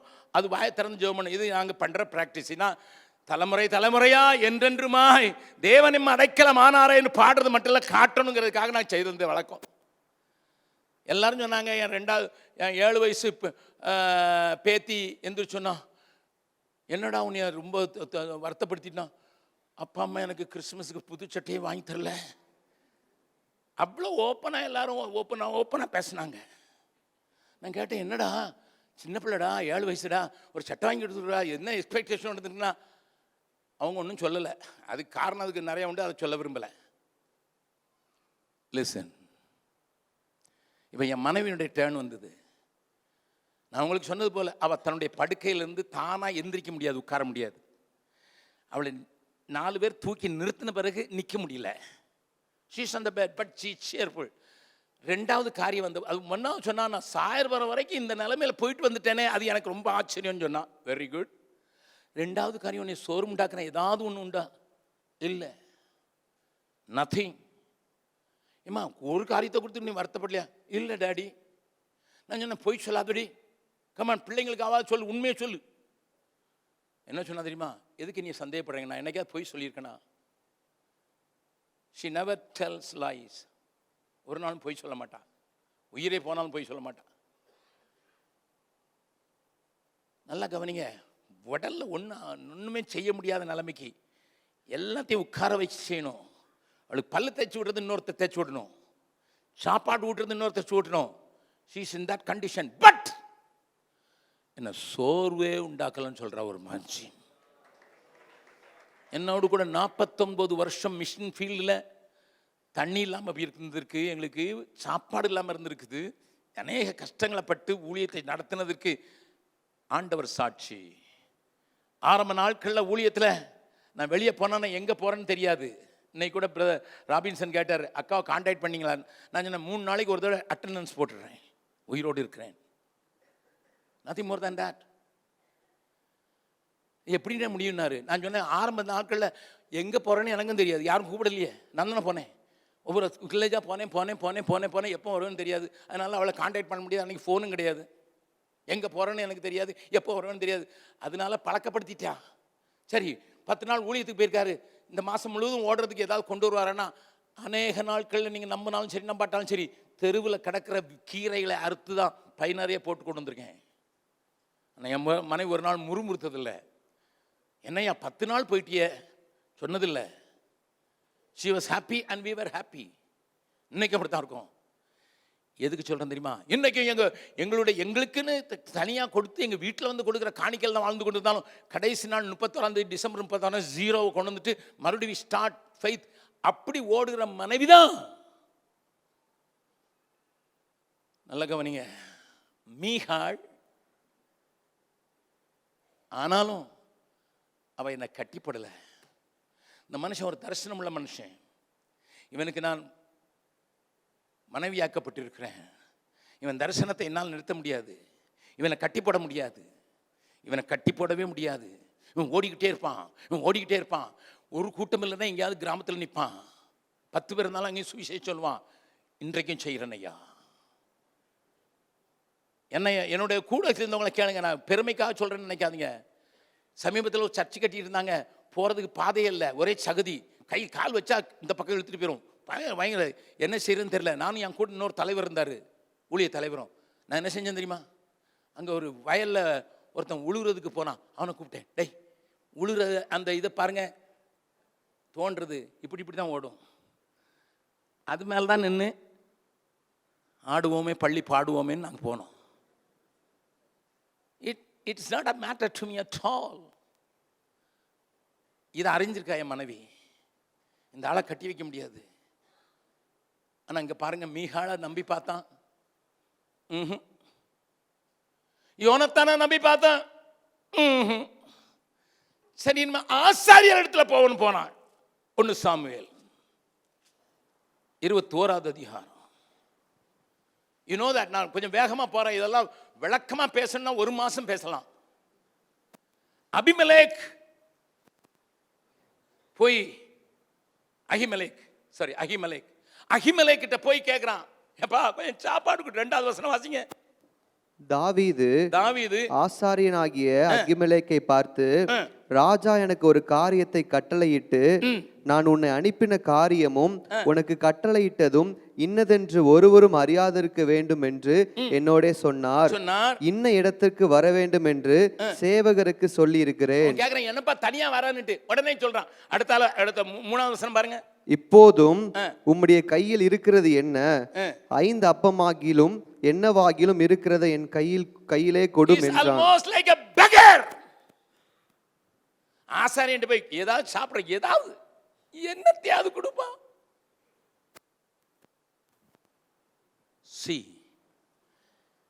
எனக்கு கடைசியான தஞ்சம் அந்த ஆசரிப்பு கூடாரம் தான்.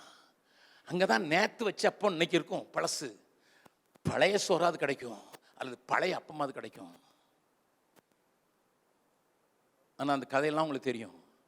உடனே ஞாபகம் வருது, உங்கள்கிட்ட ஏதாவது பட்டை இருக்கா, ஈட்டி இருக்கா? ஒன்றும் தூக்காம வந்துட்டேன், ராஜாவின் காரியம் அவசரம், தூக்காம வந்துட்டேன்.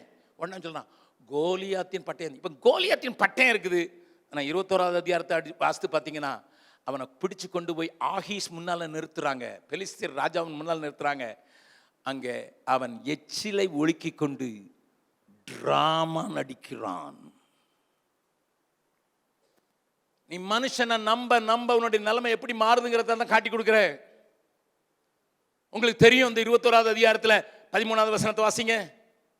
அவர்கள் கண்களுக்கு முன்பாக தன் முகநாடியை வேறுபடுத்தி அவர்களிடத்தில் பித்தம் கொண்டவன் போல காண்பித்து வாசல்களிலே கீறி கொண்டிருந்து தன் வாயிலிருந்து நுரையை தள்ளி தன் தாடியில் விழப்பண்ணி கொண்டிருந்தான். நல்லா கவனிங்கம்மா.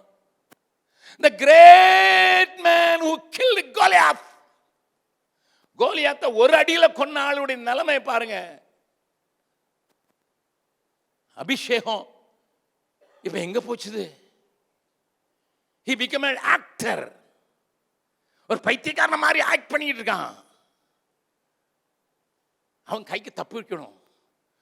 I depend on my உள்ளுக்குள்ள இருக்கிற அந்த புதைந்து கிடக்கிற தாளந்த உபயோகப்படுத்துற. எனக்கு பைத்தியம் மாதிரி நடிக்க தெரியும்.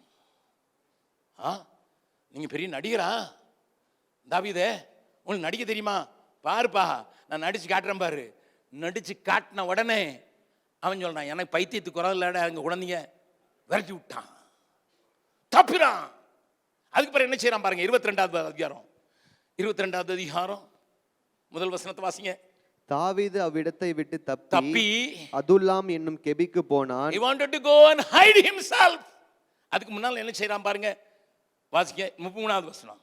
தாவீது அவ்விடத்தை விட்டு மோவாபியரை சேர்ந்த மிஸ்போக்கு போய் மோவாபின் ராஜாவை பார்த்து, தேவன் என்னை எப்படி நடத்துவார் என்று நான் அறியும் மட்டும் என் தகப்பனும் என் தாயும் உங்களிடத்தில் தங்கி இருக்கும்படி தயவு செய்யும் என்று சொல்லி request to the Moab.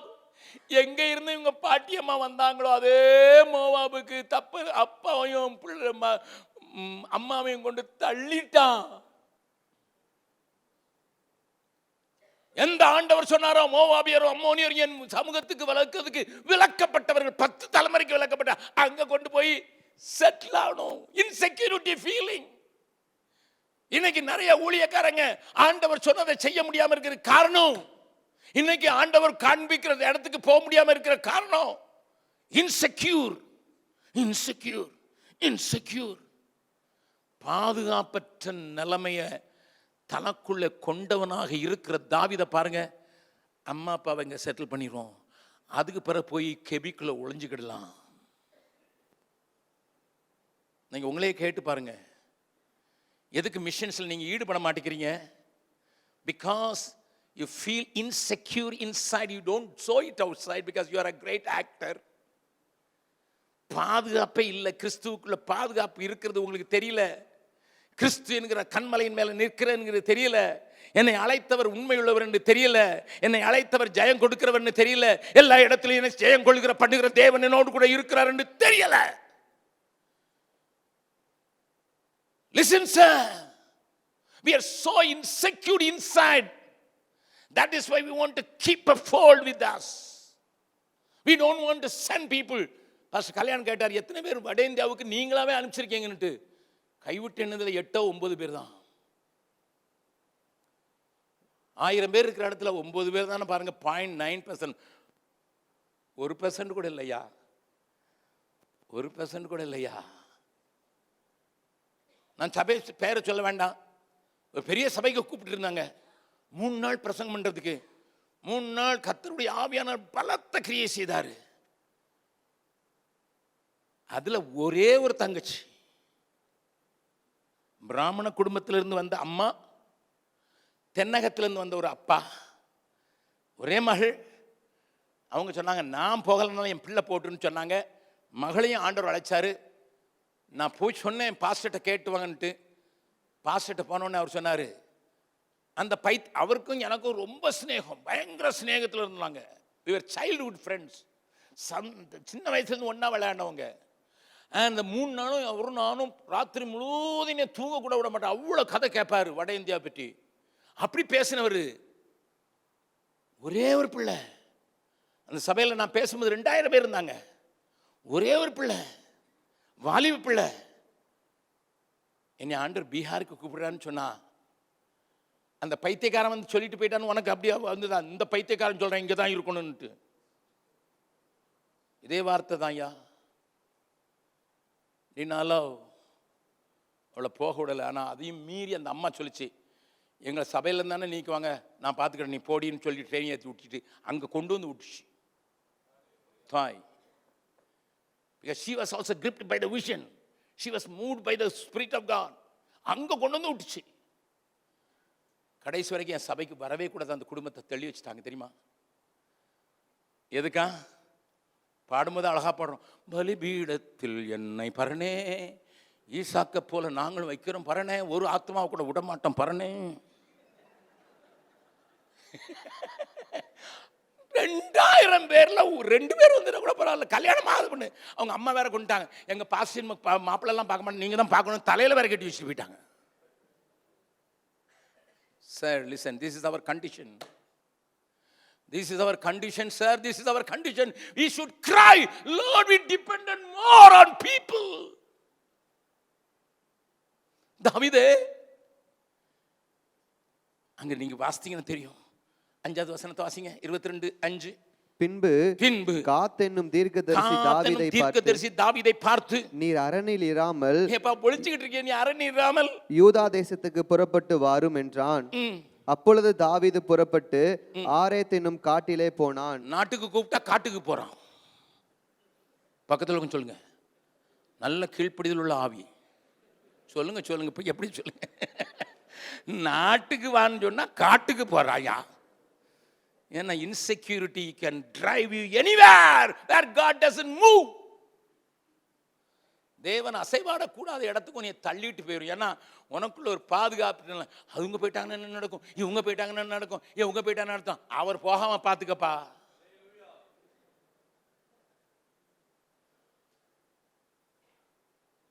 தேவன் உங்களோடு கூட பேசுகிறார். அபிஷேகம் பெற்ற மனுஷன், அதிசயங்களை நடப்பித்த மனுஷன், ராட்சசர்களை கொண்ட மனுஷன். But his attention is driven to man, man, man, man, man. கடைசியில் சுற்றி இருக்கிறவங்க நம்பி இருக்கிறான். நல்லா கவனிங்க. எ டே கேம், நேரம் இல்லை, நேரம் ஓடுது. திருப்பங்க 30வது அதிகாரம். அதுக்கு பிறகு பெலிஸ்தியர் தேசத்துக்கு போயிட்டான். 27வது அதிகாரத்தை வாசலாம். 27வது அதிகாரம் 1வது வசனம். பின்பு தாவீது இதுக்குள்ள நிறைய நடந்துச்சு. பின்பு தாவீது, நான் எந்த நாளாகிலும் ஒரு நாள் சவுலின் கையினால் மடிந்து போவேன். இனி சவுல் இஸ்ரவேலின் எல்லைகளில் எங்கேயாவது என்னை கண்டுபிடிக்கலாம் என்கிற நம்பிக்கை அற்று போகும்படிக்கும், நான் அவன் கைக்கு நீங்களா இருக்கும்படிக்கும், நான் பெலிஸ்தரின் தேசத்துக்கு போய் தப்பித்துக் கொள்வதை பார்க்கிலும் நலமான காரியம் வேறில்லை என்று தன் இருதயத்தில் யோசித்தான். எல்லாத்தையும் தாவீதே நீ கேப்பியப்பா, ஏபோத்தை கொண்டு வாடான்னு சொல்வியே தாவீதே. நான் பெலிஸ்திய தேசத்துக்கு போகலாமான்னு ஒரு கேள்வி கேட்க மாட்டாதா தாவீதே? கேகிலாவின் குடிகளை அடிக்கிறாங்கன்னு போது கூட, எப்பா நான் ஆண்டவரே போகலாமான்னு கேட்டியா தாவீதே? You are looking for your answer now. கேட்கவே இல்லை.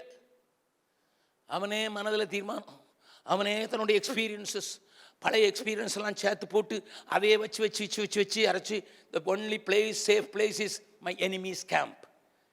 யாரை அழிக்கணும்னு ஆண்டவர் அபிஷேகித்திருக்கிறாரோ, யாரை அழிக்கணும்னு ஆண்டவர் அபிஷேகித்தாரோ அவனை விட்டுட்டாங்க.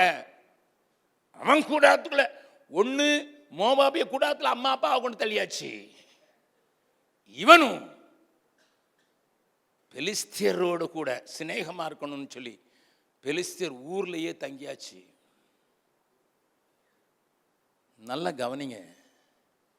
தாவீதுனுடைய அந்த இரக்கத்தை, அந்த இரக்கம் ஒன்னிலிருந்து இப்ப கர்த்தர்ட்ட கேட்கணும்னு கூட என்ன வரல. கர்த்தரை விசாரிக்க, அதுக்கு முன்னால விசாரிச்சானே. சவுல் என்ன பிடிக்க வருவான் நல்லா கேட்டானா 23வது அதிகாரத்தில். ஆனால் 27 வரும்போது தாவீத பெலிஸ்தரோட போய் தங்கிறேன்னு சொல்லிட்டு அங்கே போய் அந்த 27 அதிகாரத்துலையும் பொய்யா சொல்கிறான். டெய்லி போய் அவன் கேட்பான், எங்கே போயிட்டு இருந்தேன், இங்கே போயிட்டு இருந்தேன், அங்கே அடிச்சுட்டு இருந்தேன். ஆமாம், mister David become mister duplicate. எனக்கு எதுக்கு அந்த நிலைமை, உனக்கு எதுக்கு அந்த நிலைமை? தாவீதே, உனக்கு எதுக்கு நிலைமை? உன்னை தேவன் தெரிந்து கொண்ட நோக்கம் பெரிதல்லவா? உன்னை அழைத்த நோக்கம் பெரிதல்லவா? நீ தேசங்களுக்கெல்லாம் ஒரு மாதிரியான ராஜாவாக இருக்கும்படியெல்லாம் உன்னை தேவன் அபிஷேகித்திருக்கிறார். But where are you, David? Where are you? இன்னைக்கு தமிழகத்தில் நடக்கிற அநேக காரியங்கள் வட இந்தியாவில் இருக்கிற சபைகளுக்கு, அதுவும் புதிதாக ஆரம்பித்து ஆண்டவருக்குள் வந்து உங்களை காட்டி நாங்கள் அவர்கள் வளர்த்தோம். பாருங்கள் எப்படி இருக்காங்க, எப்படி ஜெபம் பண்ணுறாங்க, பாரு எப்படி பாட்டு பாடுறாங்க, எப்படி என்ன உற்சாகமாக இருக்காங்கன்னு நான் உங்களை காட்டினோம். ஆனால் இப்போ எங்கள் ஆளுங்க சொல்கிறாங்க, உங்கள் ஊரில் எல்லாரும் பிஷப் ஆகிட்டாங்களே, எதுக்கு? நான் அது போட்டால் தான் அரசாங்கம் மதிக்குதான். எங்கள் ஆளுங்களுக்கு நான் சொல்கிற பதில் தான் சொல்கிறேன். நீங்கள் ரைட்டு போடுங்க, லெஃப்ட் போடுங்க, எதுவும் போடுங்க, எனக்கு ஒன்றும் கவலை இல்லை. But you become a model as a stumbling block for the North Indian churches, sir. The budding churches. ஏன்னா அது போட்டால் தான் நம்மளும் கூப்பிடுவாங்களாம், அது போட்டால் தான் நம்மளுக்கு வந்து போலீஸ் இன்ஸ்பெக்டர் சல்யூட் அடிப்பாராம். Are you in a fake demonstration of the power of God? Listen! Anglicans Episcopalian ஸ்டைலில் போடுறாங்கன்னு சொன்னாங்க. சரி, okay, they are coming for the long time. அவங்களையும் நிறைய பேருக்கு தெரியாது. அந்த கயிறு எதுக்கு தெரியுமா? அடிமன் காட்டுறதுக்கு. இந்த கயிறு எதுக்கு தெரியுமா? உங்களுக்கு தெரியுமா?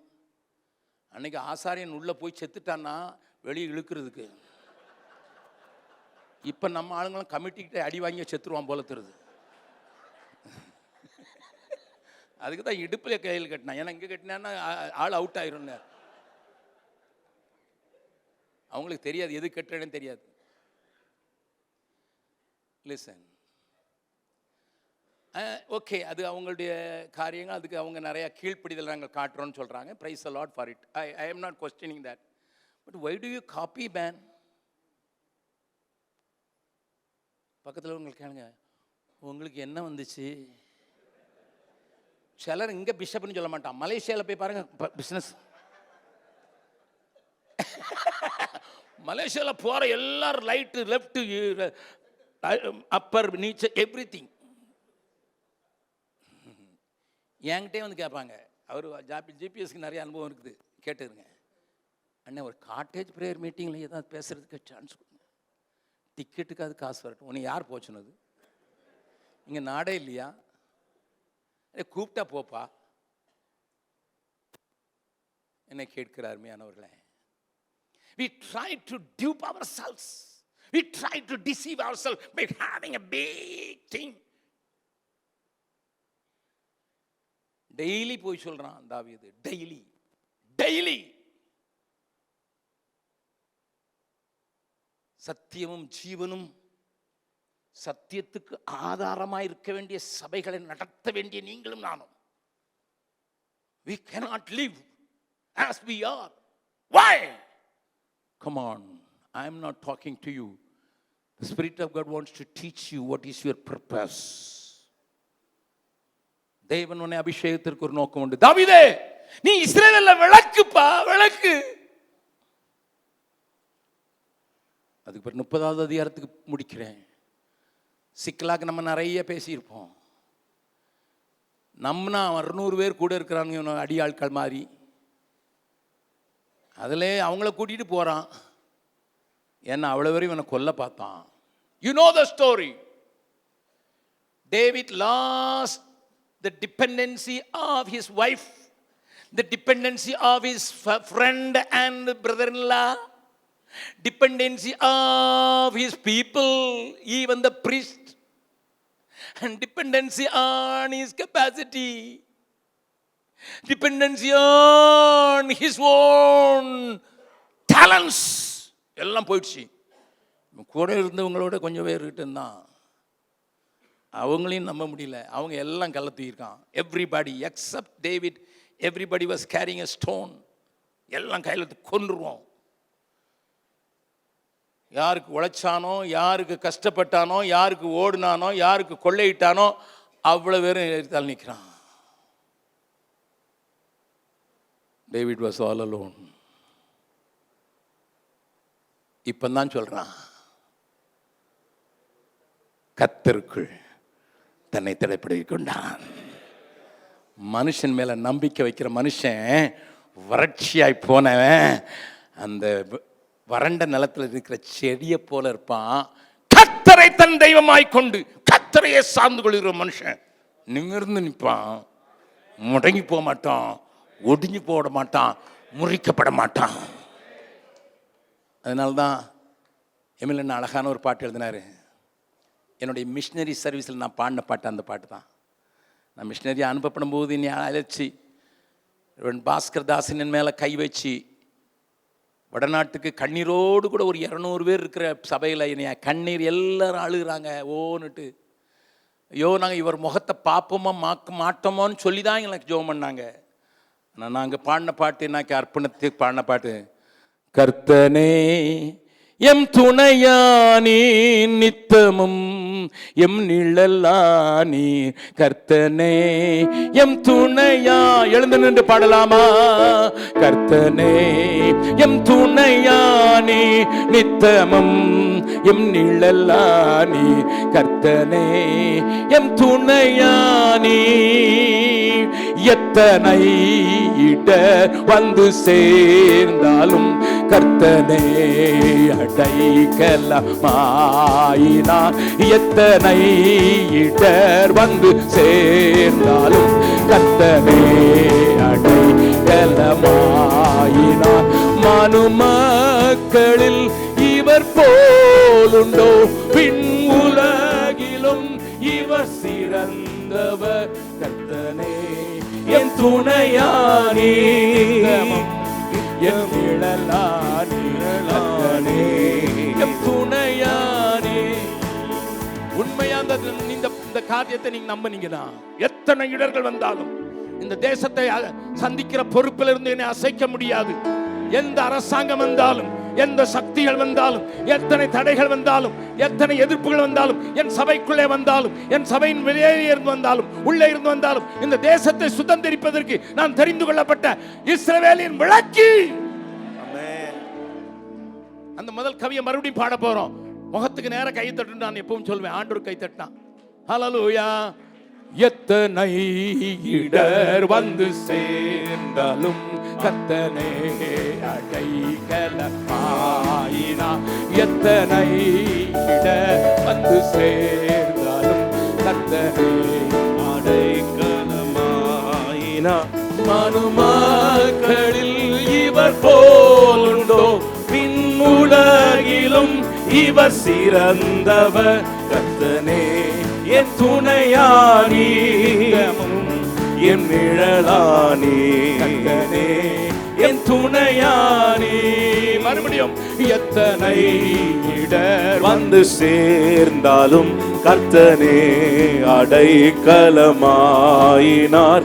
எத்தனை இடர் வந்து சேர்ந்தாலும் கர்த்தனே அடைக்கலமாயினார். மனுமக்களில் இவர் போலுண்டோ, பின் உலகிலும் இவர் சிறந்தவர். கர்த்தனே என் துணையானி, நித்தமும் என் நிழலானி, கர்த்தனே என் துணையானி. ஒரே ஒரு வசனத்தை எல்லாரும் சேர்ந்து வாசிக்க போறோம். உங்க பைபிளை எடுத்துக்கொள்ளுங்க. ஏசாயா 26 நான் முடிக்கிறேன். 13வது வசனம். ஏசாயா 26வது அதிகாரம் 13வது வசனம். எங்கள் தேவனாகிய கர்த்தாவே, உம்மை அல்லாமல் வேறே ஆண்டவன், உம்மை அல்லாமல் வேறே. வெயிட் கொஞ்சம் நிறுத்துங்க. ஆண்டவன் பாருங்கள, சூழ்நிலைகள், ஆட்கள், அரசாங்கங்கள் எங்களை ஆண்டார்கள், எங்களை ஆட்டி படைத்தார்கள். ஆண்டார்னு சொல்றதை காட்டிலும் ஆட்டி படைத்தார்கள். என் மனைவி என்ன ஆட்டி படைச்சா, என் மூப்பர்கள் என்ன ஆட்டி படைச்சாங்க, என் கூட சேர்ந்தவங்க என்ன ஆட்டி படைச்சாங்க. அநேக ஆண்டவன்மார். I was so afraid of every situation. That's why I couldn't do as I should. நான் இஸ்ரவேலின் விளக்கு, இந்தியாவுக்கு நான் தான் விளக்கு. ஆண்டவர் என்னைய அதுதான் அங்கே எழுதி வச்சிருக்கிறாரு, என்னைய தான் வெளிச்சு வச்சிருக்காரு, என்னைய தான் உயர்த்தி வச்சுக்க விரும்புறாரு. என் விளக்கு அணைக்க பண்றதுக்கு அநேக ஆண்டவன்மார்கள். It may be material need, it may be health need, it may be your family need, it may be your children's need, whatever may be. Is it controlling you, directing you? உங்களை control பண்ணி அதுதான் direct பண்ணுதா? எல்லாரும் வசனத்தை என் பின்னால் சொல்லுங்க, நான் வாசிக்கிறேன், என் பின்னால் சொல்லுங்க. எங்கள் தேவனாகிய கர்த்தாவே, உம்மை அல்லாமல் வேறே காரியங்கள் எங்களை ஆண்டு கொண்டிருந்தது. இனி உம்மை மாத்திரம் சார்ந்து உம்முடைய நாமத்தை இந்தியா இருக்கும் வரைக்கும் பிரஸ்தாபப்படுத்துவோம். மூலை முடுக்குகள் எல்லாம் பிரஸ்தாபப்படுத்துவோம்.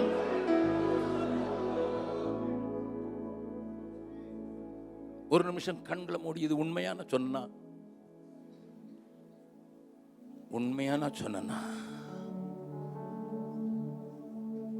இந்த வசனத்தை உண்மையால என்னால் படிக்க முடியுதா? Is it anything else driving me or the driving spirit of God? என்னை ஆட்கொண்ட இயேசுன்னு பாடுறமே, அவரால நான் இயக்குவிக்கப்படுகிறேனா? அல்லது நான் முதல்ல சொன்னது போல திரியின் பலத்தில் எரிஞ்சு கொண்டிருக்கேனா, அல்லது எண்ணெயின் பலத்தில் எரிஞ்சு கொண்டிருக்கேனா? திரியின் பலத்தில் எரிந்து கொண்டிருந்தா என்னுடைய நிலைமை எப்படித்தான் இருக்கும்? I will be emptied. எல்லாம் இழந்து, எல்லாத்தையும் இழந்து நிற்கிற நிலைமைக்கு தனியாக்கப்பட வேண்டிய சூழ்நிலை வந்துடும். மனுஷரையும் மனைவிகளையும் மக்களையும் இழந்து நிற்கிற நிலைமை. அப்ப சொல்றான், கர்த்தருக்குள் என்னை திடப்படுத்திக் கொள்வேன்.